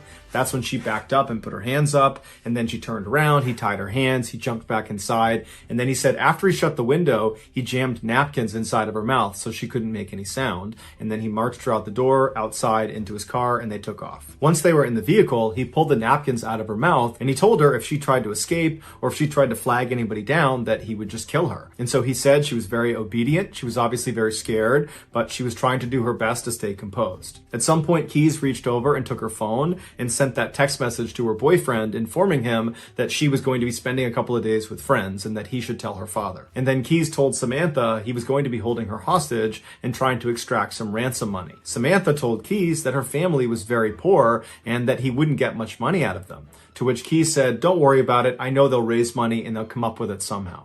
Then they drove around Anchorage for several hours, periodically stopping so Samantha could get out and relieve herself, other times so Keys could smoke a cigar. Then around midnight, Keys made his way back to his house, and he pulled into the driveway, and he turned to Samantha, and he had her go in the back seat and lie down, and he put some tarps over her, and he told her if she tried to escape, he would kill her.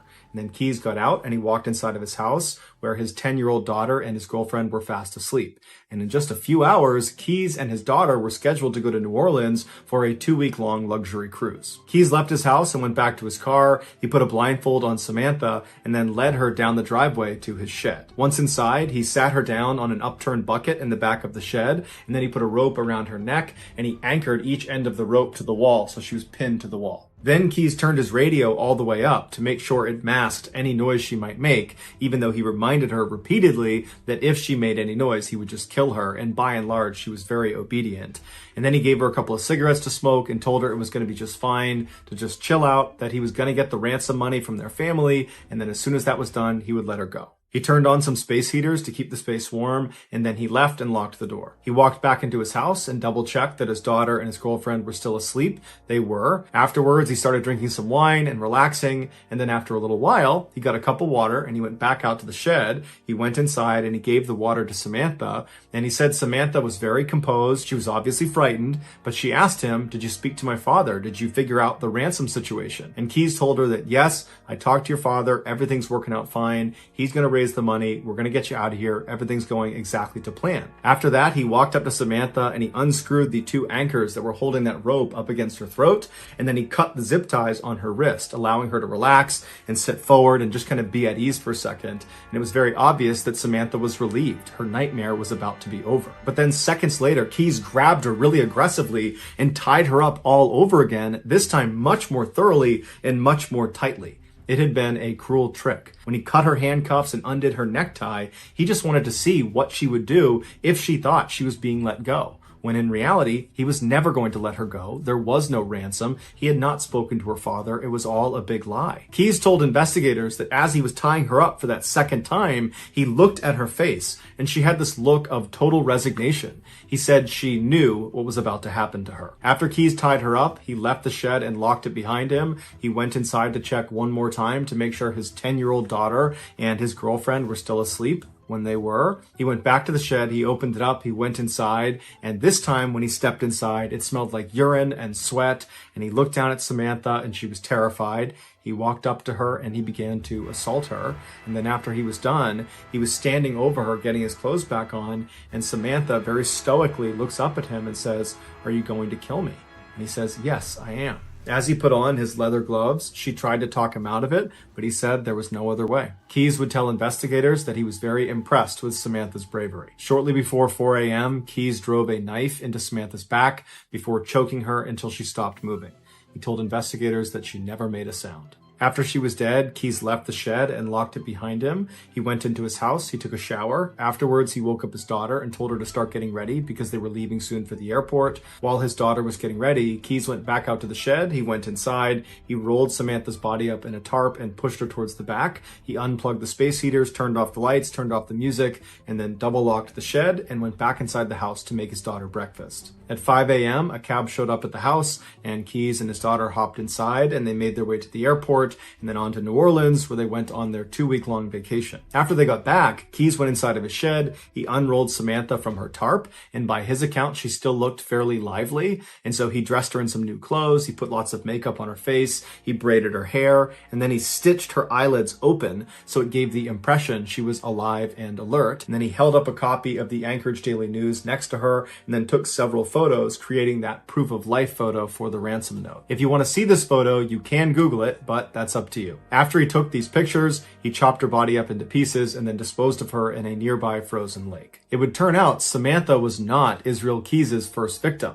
He was in fact a serial killer who specifically preyed on completely random people because he enjoyed watching them die. Over the years, he had hid what he called kill kits all over the United States, which were these caches filled with weapons and other tools designed to capture and kill people. This way, no matter where he was in the country, when he had an urge to go kill someone, he would just go to his nearest kill kit, dig it up, and then go target a random stranger. And he didn't care if you were young, old, big, small, male, female, alone, or in a group.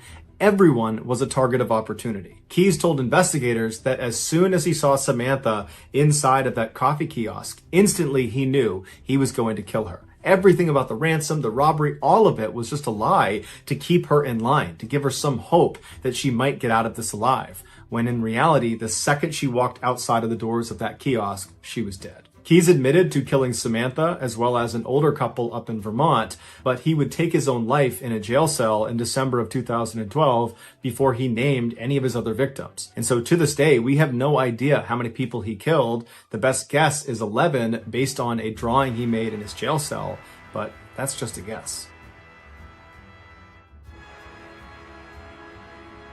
Thank you so much for watching. Let me know what you thought of today's episode in the comments. And remember, we have hundreds of videos for you to binge right now.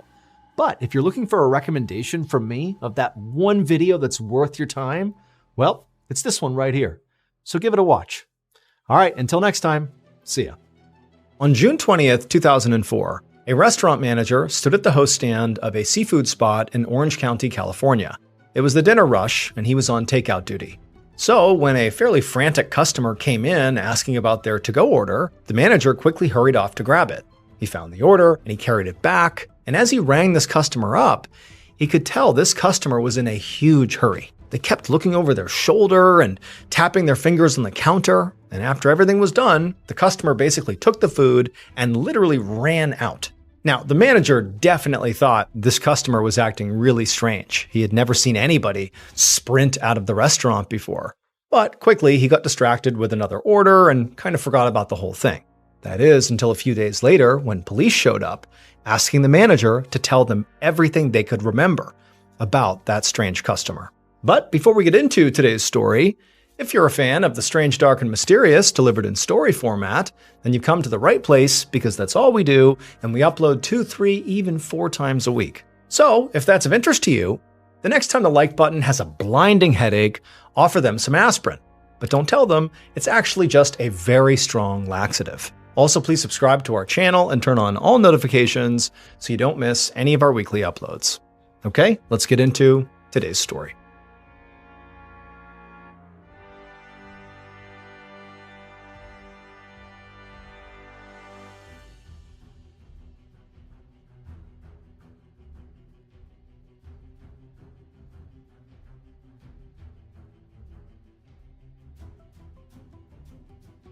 On Monday, June 21st, 2004, 72-year-old Jane Thompson drove her car down a road through the city of Laguna Niguel, California.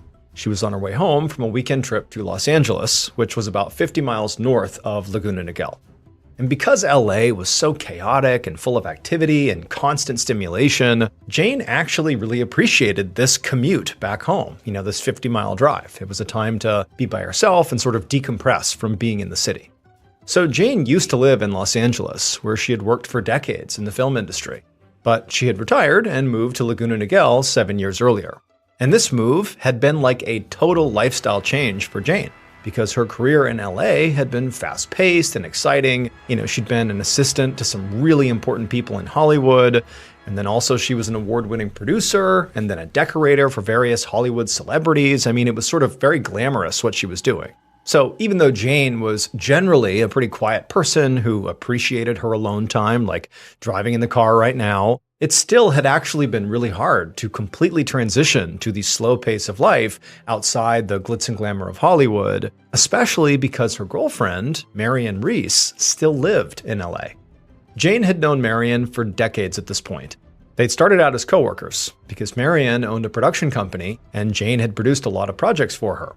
Then at some point years ago, their relationship turned from a, working friendship into a full-blown romance, and they'd been involved ever since. And even though now they lived over an hour's drive apart, they still spent a lot of time together. Jane was actually going back to LA again on Friday because they had tickets to the opera, and then also Marion was going to be joining Jane on a cruise to Europe the following week. But for right now, Jane just kind of looked out her window as she drove by a cluster of houses. And she noticed outside one of those houses, she saw her friend, Mary Larkin, gardening in her front yard. Jane had known Mary for years, and she was really Jane's closest friend in town. They'd spent countless nights talking and drinking wine together, sometimes with Mary's other next-door neighbor, Karen, who had also become a close friend. So, naturally, Jane slowed down in her car, and she rolled down her window, and she called out to Mary to say hello, and to remind her that they were due for a wine night sometime soon, before she left for her cruise. And Mary, after hearing this, nodded enthusiastically and said she would for sure give Jane a call. After that, the two women said their goodbyes, and then Jane kept on driving. And a few minutes later, Jane saw her condo complex's entrance up ahead, and so she threw on her blinker and turned in. And pretty soon, she was surrounded by mostly identical units with orange-tiled roofs that were all packed really close together. But Jane loved her neighborhood. It was on this quiet hillside and less than 4 miles from the ocean, and she just felt completely comfortable there. It was the kind of place where people left their doors unlocked, and everybody seemed so warm and welcoming. And this meant a lot to Jane, because she didn't have any kids or living relatives. She was kind of on her own. So it was nice to feel like her neighbors were all looking out for her. As Jane pulled her car into the garage and got out, she looked across the street and saw her teenage neighbor, Sam Nelson, playing basketball in his driveway. Jane tried to get his attention and waved to him just to say hi, but when he looked over and saw her doing that, he kind of put his head down and quickly rushed inside his home. And Jane, she understood why. Clearly, he was embarrassed. So Sam was kind of a troubled kid. He had actually broken into Jane's house just this past Friday while she was out, and he took some of her jewelry. But he wasn't as clever as he thought he was, and Jane had quickly figured out it was him. So before leaving for her recent LA trip, she'd confronted him about it and told him to never do it again, and he was obviously mortified. But she had also told Sam that, she was not going to call the police here. After all, Sam was 15 years old, and he had just made a really dumb mistake. And in Jane's mind, Sam was a part of her beloved community, and so even though he had done something bad to her, she still wanted to look out for him. Plus, really, he hadn't taken anything that was particularly valuable or anything she really cared about, so she felt like she was just giving him a second chance, and this was no big deal. Now, Sam was obviously very appreciative at the time after realizing he was, not going to get in any real trouble here. But it was also clear now that he really didn't want anything to do with Jane. I mean, he was just embarrassed at the sight of her waving to him. But, for Jane, she figured maybe that was just as well. And so, after seeing Sam disappear into his house, Jane just shrugged, turned around, and headed inside her own house. Jane spent the next few days doing things around town, volunteering at the library and taking walks with her weekly walking group. And before she knew it, it was almost time to head back to LA. On Thursday evening, June 24th, so the night before she was set to go to LA, Jane stood in her kitchen making some pasta and thinking about what outfit she was going to wear for the opera in LA the next night. And then after she cooked and ate her dinner, she laid on the couch to watch some TV. Now, she had planned to only watch a little bit and then get some packing done, but pretty quickly she felt her eyelids get heavy, and soon she was fast asleep. 3 days later, on Sunday afternoon, Jane's friend and neighbor, Mary Larkin, the woman she had seen when she was driving home from LA, drove up to Jane's house with their other friend, Karen Hamara, and they jumped right out of the car. Mary had an undeniable knot in her stomach, which had only been getting tighter by the minute ever since Jane's girlfriend, Marian Reese, had called earlier to say that Jane had never showed up in LA for their trip to the opera, and now she was not answering her phone. And when she heard this, Mary immediately became very worried because, Jane just didn't flake on people without calling. And so given Jane's age, it seemed entirely possible that maybe she had an accident or medical emergency at home and needed help, and that's why nobody could get in touch with her. So after she herself tried calling Jane a few times, but with no luck, Mary had gone over to her neighbor Karen's house and asked her if she would come with her to go to Jane's house, just to make sure Jane was okay. And on their drive over, Mary had convinced herself, despite that feeling in her gut, that, everything would be okay. But now, as she went up Jane's driveway, she could see there were a few newspapers piled up at the end of it, which made her even more anxious that something was wrong here. And so Mary hurried right up the driveway, went to the front door, and began knocking. But as she and Karen stood there, they couldn't hear anything inside the house. Nobody was coming to the door. And so finally they left the porch and went around to the back of Jane's house to try her back door. And when the two women got into Jane's backyard, Mary froze, because she could see the sliding glass door that led into Jane's living room was clearly wide open. And so Mary and Karen, from right there in the yard, just began yelling through the open door for Jane, but there was no answer. Eventually, Karen began to walk towards the open door like she was going to go inside, but Mary instinctively grabbed her and just said, "Don't." She was shaking and could barely think straight, but Mary felt like they just should not go in there, that it was not safe. And so instead, the two women ultimately backed away and went to go call the police. A few minutes later, Mary and Karen stood out on the street in front of Jane's house, watching as a police cruiser pulled up. The women immediately went over to the two deputies that got out, and they tried to explain the situation. That their friend was not responding to phone calls and that their back door was wide open, which just seemed really strange, and nobody knows what's going on. And so the officers asked Mary and Karen to take them to the back of the house where this open door was. And so they walked around the side yard, they went back there. And when they got there, Mary watched as one of the officers just walked up to the open door and stuck his head inside and began to look around. And as soon as he did that, Mary could see his body began to tense up, like he had seen something inside. Mary blurted out like, "Hey, what's going on? What's wrong?" But the officer looking in the home, he didn't respond. Instead, he turned to his partner and told him to secure the scene and call for backup. There was someone inside, and he could already tell they were deceased. Hiring sounds simple until you have to do it. First, you're waiting for the right people to apply, and then you're sorting through resumes, trying to figure out who's actually qualified. And then after that, it's emails, it's scheduling, and a lot of back and forth. And before you know it, it's turned into a full-time job on top of your actual job. Well, the future of hiring looks much brighter because ZipRecruiter's latest tools and features help speed up finding the right people for your roles, so you save valuable time. And now you can try ZipRecruiter for free at ziprecruiter.com/ballen. Over 320,000 new resumes are added to ZipRecruiter monthly, so you can easily find and connect with qualified candidates in minutes and unlock their contact info instantly. Use ZipRecruiter and save time hiring. 4 out of 5 employers who post on ZipRecruiter get a quality candidate within the first day. And if you go to ZipRecruiter.com/ballin right now, you can try it for free. Again, that's ZipRecruiter.com/ballin. ZipRecruiter, the smartest way to hire.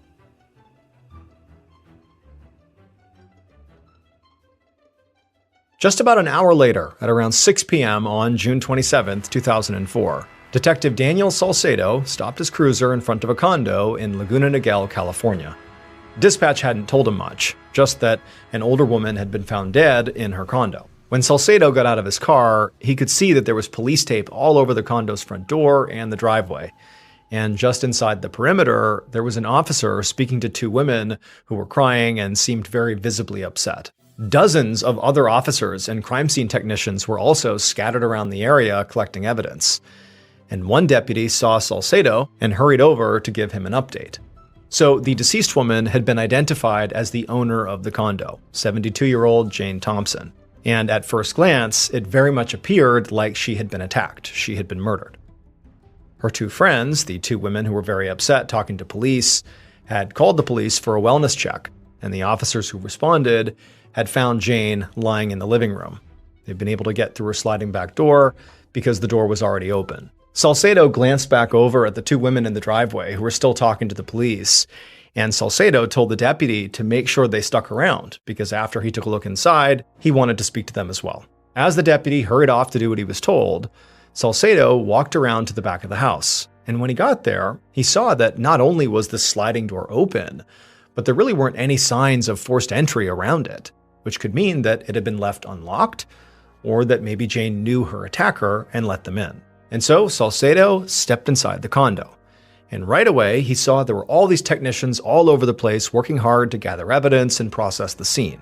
And also what he saw was blood spatter all over the walls and all over the furniture. And then when he looked down at the floor, he saw Jane's body. She was lying face down between her couch and coffee table with a large pool of blood around her head. Salcedo crouched down next to her to get a better look, and he saw her wounds were just brutal. Her head had been so badly pulverized that Salcedo could not only see her skull, the actual bone, but he could actually see the breaks in her skull. Her skull was shattered. Now, Salcedo would have to wait for the autopsy to be sure, but to Salcedo, it was very clear that somebody must have beaten this woman with some kind of heavy object over and over and over again. A couple of minutes later, Salcedo stood back up.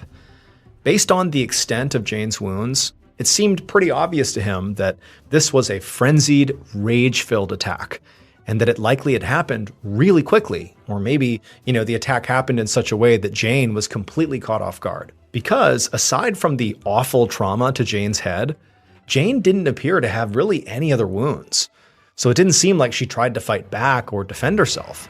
And aside from the blood spatter, the room around her didn't show any signs of a struggle. It's like she just got destroyed right here and blood went everywhere. Salcedo left Jane's body and searched the rest of her condo. He went in her bedroom, searched her closets, went in the office, went in her kitchen, but there were no signs of anybody ransacking the condo. There was no obvious theft that had taken place, at least at first glance. There were expensive electronics that were still out and not claimed. So to Salcedo, at least right now, he was pretty sure this was not a robbery gone wrong. As he wrapped up his initial walkthrough of the condo, an officer called Salcedo back into the kitchen. And when Salcedo went over, he saw the officer was standing by the landline's answering machine. The officer told Salcedo there were a bunch of new messages on there, and they started the morning of Friday, June 25th. Now, Salcedo was very excited to hear that because that gave them something of a timeline to work off of. Because if Jane had stopped answering her phone by, Friday morning, then that means she could have died maybe overnight on that Thursday the 24th, or maybe even in the morning before that first message came through on the 25th. At least that would be the latest she could have died based on the message. So Salcedo told the officer to be sure to log the tape into evidence.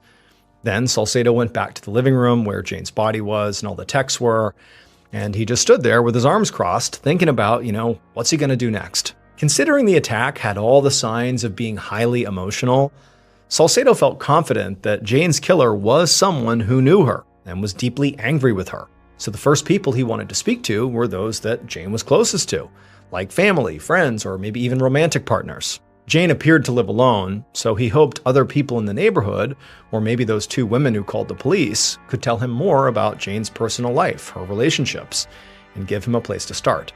So Salcedo grabbed a few officers, and they headed outside to begin asking some questions.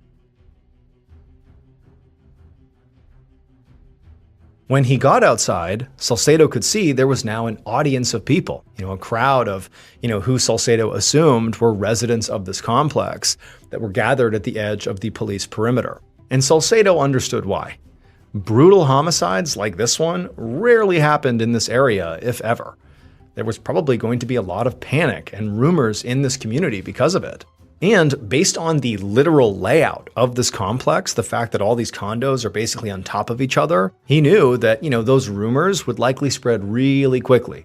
But also, the fact these condos were tightly packed together gave Salcedo an advantage. Very likely because people are living on top of each other, somebody might have heard or seen something that could help break this case wide open. Just then, another police cruiser pulled up in front of the house, and a detective named Brian Sutton stepped out of the car. And when Salcedo saw who it was, he immediately felt relieved. Salcedo worked extremely well with Detective Sutton, and interviews were sort of like their specialty. As a duo, they had an instinct for asking the right questions that got people talking. So Salcedo hurried over to Sutton and quickly told him everything he'd learned so far. And once Sutton was up to speed, they went right over to the two women who had called 911. Salcedo was eager to interview them as witnesses, but he also was not ruling out the idea that they could also be suspects. He was sure this had to be a personal crime, and they clearly had some kind of relationship with Jane since they'd come over to check on her. When Salcedo reached the women, he could tell they had calmed down quite a bit from when he had first seen them when he first arrived. And the women, they were composed enough to tell him their names, Mary and Karen. They then explained that they were good friends with Jane and they'd come over to check on her. Because recently, Mary had gotten a call from Jane's girlfriend, Marion Reese, who lived in LA. And Marion had been worried because Jane had not shown up in LA for plans they had. And so she was trying to find out where she was. Was she okay? And so Mary and Karen had gone to see if she was okay. This made Salcedo immediately perk up, and he asked Mary for Marion's information. As he jotted down Marion's phone number, Sutton asked the two women where they were on the night of the 24th or early morning of the 25th. So that was 2 nights ago and then also yesterday morning. And both of them said they had alibis. Now, the detectives would have to confirm their alibis because anybody can make up an alibi. But for right now, Salcedo was comfortable ruling Mary and Karen out as suspects. They both seemed genuinely stunned by Jane's murder.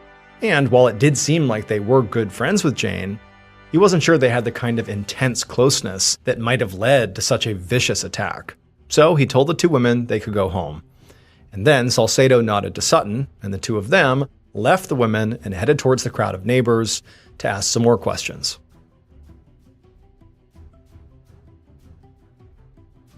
The next morning, Monday, June 28th, and Salcedo was behind the wheel of his cruiser with Sutton in the passenger seat. They were almost at the end of their long drive up to Los Angeles to interview Jane's girlfriend, Marion Reese. Salcedo was eager to get her statement, because right now, they didn't have that many other leads. The forensics team hadn't found any DNA or fingerprints at the scene to test against future suspects.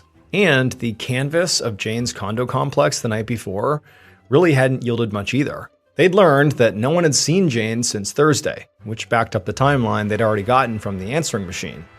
But none of the neighbors heard or saw anything strange on that Thursday night. And according to her neighbors, Jane did not have any obvious tension with anybody in the community.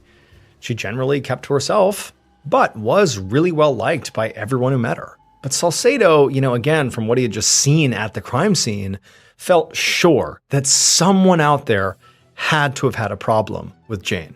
He'd seen the autopsy that morning, and it confirmed that Jane, unsurprisingly, had died from the wounds to her head. But it also told him something else. She'd been hit more than a dozen times. It was complete overkill. And to Salcedo, it meant the killer had to have been driven by some kind of intense emotion, like rage or maybe greed, which was why they were now making this drive out to LA to speak with Marion, who Salcedo felt, based on her relationship to Jane, she was the strongest suspect they had, because romance can make you do crazy things. Also, Salcedo had done some digging into Jane's finances the night before, and he found out she had a life insurance policy worth $100,000. And Marion Reese was the sole beneficiary, which meant Marion definitely had something to gain financially, at least, from Jane's death. So as they pulled up to Marion's house, Salcedo was thinking, maybe we found our killer. A few minutes later, the detective sat on a couch in Marion Reese's living room. The home was on the small side, even by LA standards, but it was very tastefully decorated. Marion sat down across from them in an armchair, and when they looked at her, they could see her eyes were very red and puffy, like she'd been crying. She also had a glass of water in her hand that she kept lifting up like she was going to take a sip, but then she would just place it back down again without taking a sip. It was like she didn't know what she was doing. Marion had clearly already heard about Jane's death, and to Salcedo, she really was showing every sign of genuinely being in shock. So he wanted to be very careful with his line of questions and make sure, he didn't overwhelm her. If she just shut down, he might not get the information that he really needed. So, after a minute, Salcedo began by just asking Marion how she knew Jane. And Marion, she took a deep breath, and then with a very shaky voice, she explained that they had known each other for almost 50 years. They used to work together. Jane had done a lot of producing for Marion's production company. As Marion went on to describe more about how they met each other and how it kind of transitioned from working together to, romance, Salcedo could sense that Marion was kind of calming down. And she was calming down to the point where he felt like now he could introduce the tough stuff. So he turned and he nodded to Sutton. And at that point, Sutton asked Marion if she knew that Jane had named her, Marion, as the sole beneficiary on her life insurance policy. And Marion immediately gasped, and she said she had no idea Jane had done that. But she also said it did sort of make sense. She said that Jane really didn't have any family, and in some ways, Marion was her family, or at least was her closest relationship. Now, Salcedo felt like Marion's reaction to this was very earnest, but he couldn't be sure. So he pressed her some more, and he asked her where she was last Thursday night when presumably, Jane was killed. But Marion just said she was with friends all night in LA, and she gave Salcedo all the phone numbers of these friends so he and his partner could confirm it. They talked for a while longer as Marion went over the details of how Jane missed their opera date on Friday and then stopped returning her calls, and it all lined up with what Jane's friend, Mary, had told them. So eventually, Salcedo and Sutton stood up to leave.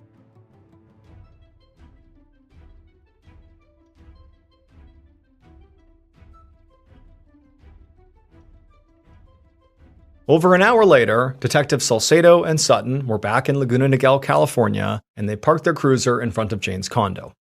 On their drive back from Marion's house in LA, the detectives had called some of Marion's friends to confirm her alibi.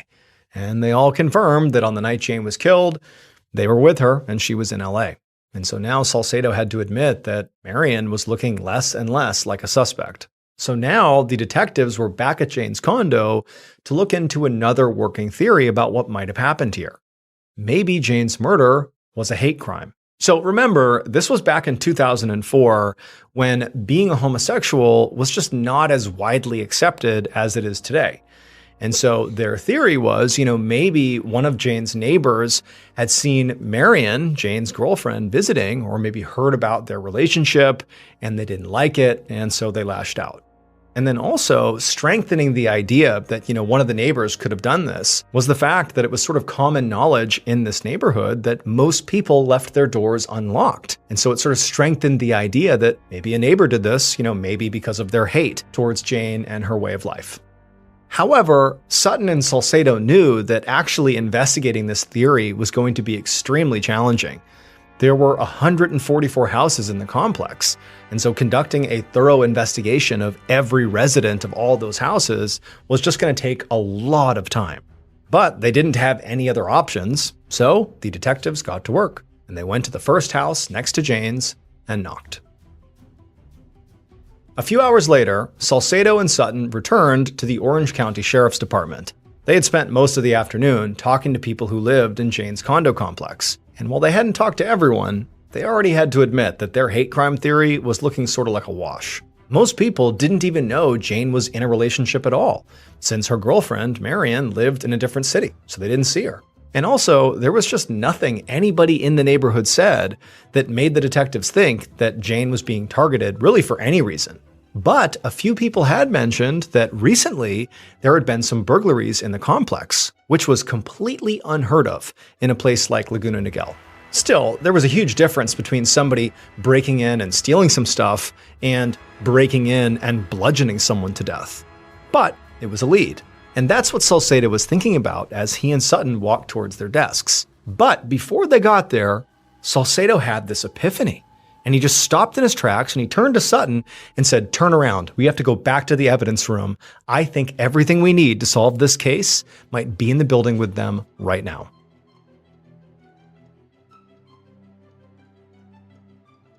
The following day, Salcedo and Sutton pulled up in front of a restaurant called the Beach House.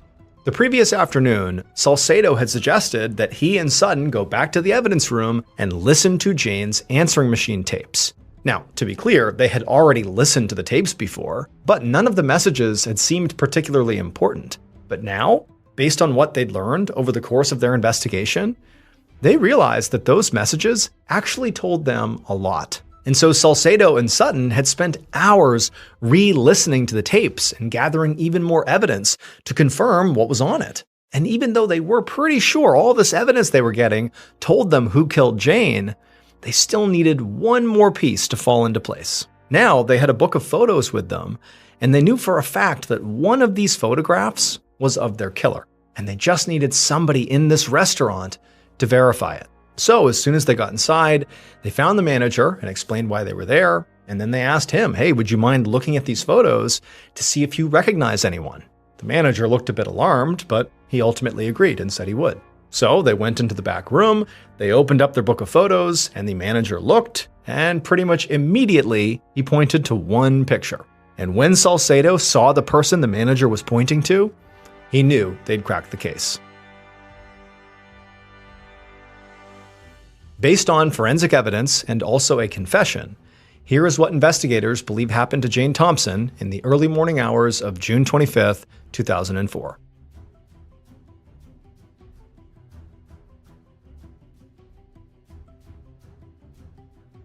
The killer, clad in dark clothes and gloves, and also holding a hammer, stood in the darkness right outside of Jane's back sliding glass doors. Now, the killer had already been to Jane's house a few times that night, but each time they had come earlier, they had ultimately chickened out and left, because when they would get there, they would look in the back door and they would see Jane asleep on the couch in front of the TV. But that was a problem. They needed Jane to leave the room and go to her bedroom to go sleep in there. But she wasn't doing that.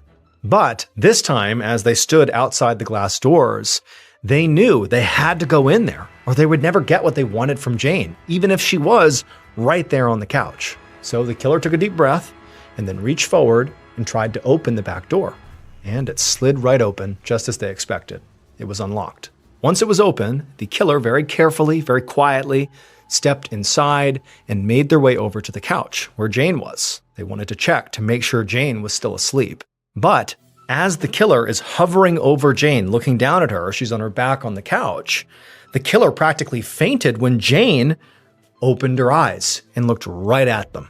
And the killer was so surprised and so scared that they instinctively lifted up their hammer and brought it down on Jane's head.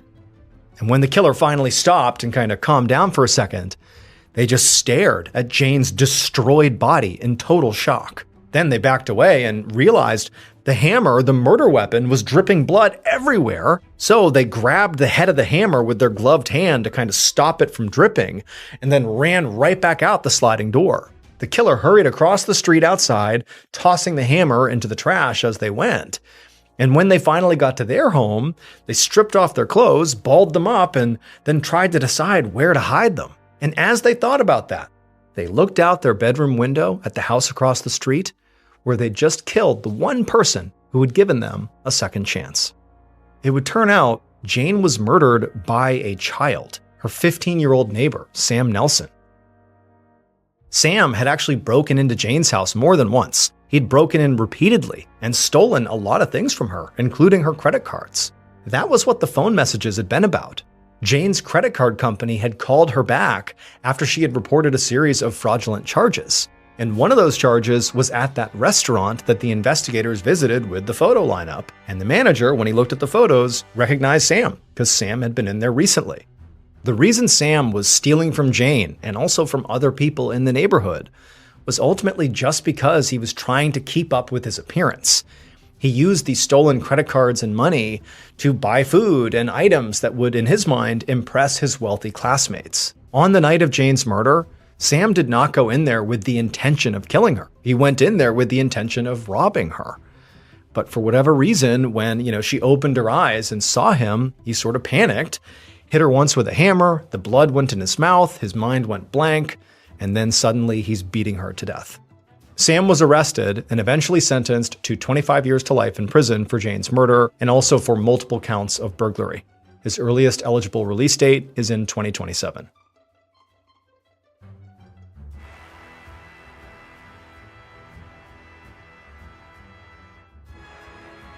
Thank you so much for watching. Let me know what you thought of today's episode in the comments. And remember, we have a whole playlist of true crime episodes ready for you to binge right now. So click here and give them a watch. All right, until next time, see ya.